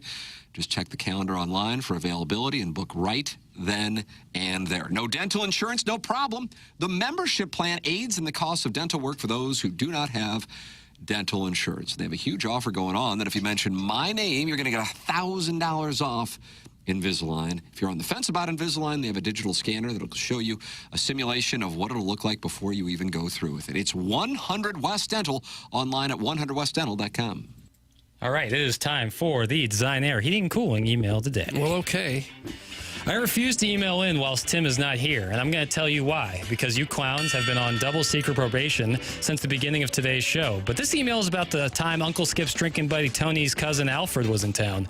Dude was a loser, scared off of every group of girls at the sock hop. Just as soon as I thought the night was a total bust, Alfred said, watch this, I'll show you something to talk about for years. And all of a sudden, he grabs my buddy Ronnie and starts prodding his blind spot right in the middle of the dance floor. All right. Then it got messy, quick. That's from Richard Long. No, Kevin Miller. Kevin Miller. Double haiku for Tim today. Echoes in the breeze. Tim McKernan's laugh still lingers. Silence holds his name. Night folds, soft and close. Tim's breath warm against my skin. Stars forget to shine. Mizzou 10-2. Suck it Licks and suck it Doug. That's Cheers average size Shabangas. Cheers average size Chabangas. Doug, and finally, good news, fellas. I just found a raw milk guy on Craigslist who sells out of his PT Cruiser. Apparently, he's going to turn me into a professional athlete. Look out, over 50 co-ed softball league. Hopefully, it'll fill the void in my life after finding out that Doug is a closeted Cubs fan. I'm tired of him trying to Cubs groom us while we are distracted with the tacos with cheese persecution. That comes from Shooter McGavin, the vice president of must-win preseason hockey games. Shooter McGavin. And Doug, time purposes, that's what we have for the Design there. I guess just a sympathy vote for Kevin Miller. I'm going Shooter.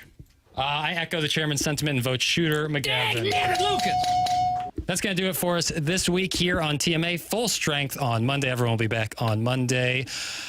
Tim included. Tim off today. He'll be back in on Monday as Martin will had to head out here at 10:30, but he'll be back on Monday full strength after a full weekend of sports. Thank you to Doug. Thank you to Kurt. Thank you to Martin. Thank you to Tim. Thank you to everyone who out there listening in the Michelob Ultra YouTube chat, the Air Comfort Service text line. We'll be back Monday. This has been The Morning After on 101 ESPN, presented to you by Brown and Crouppen.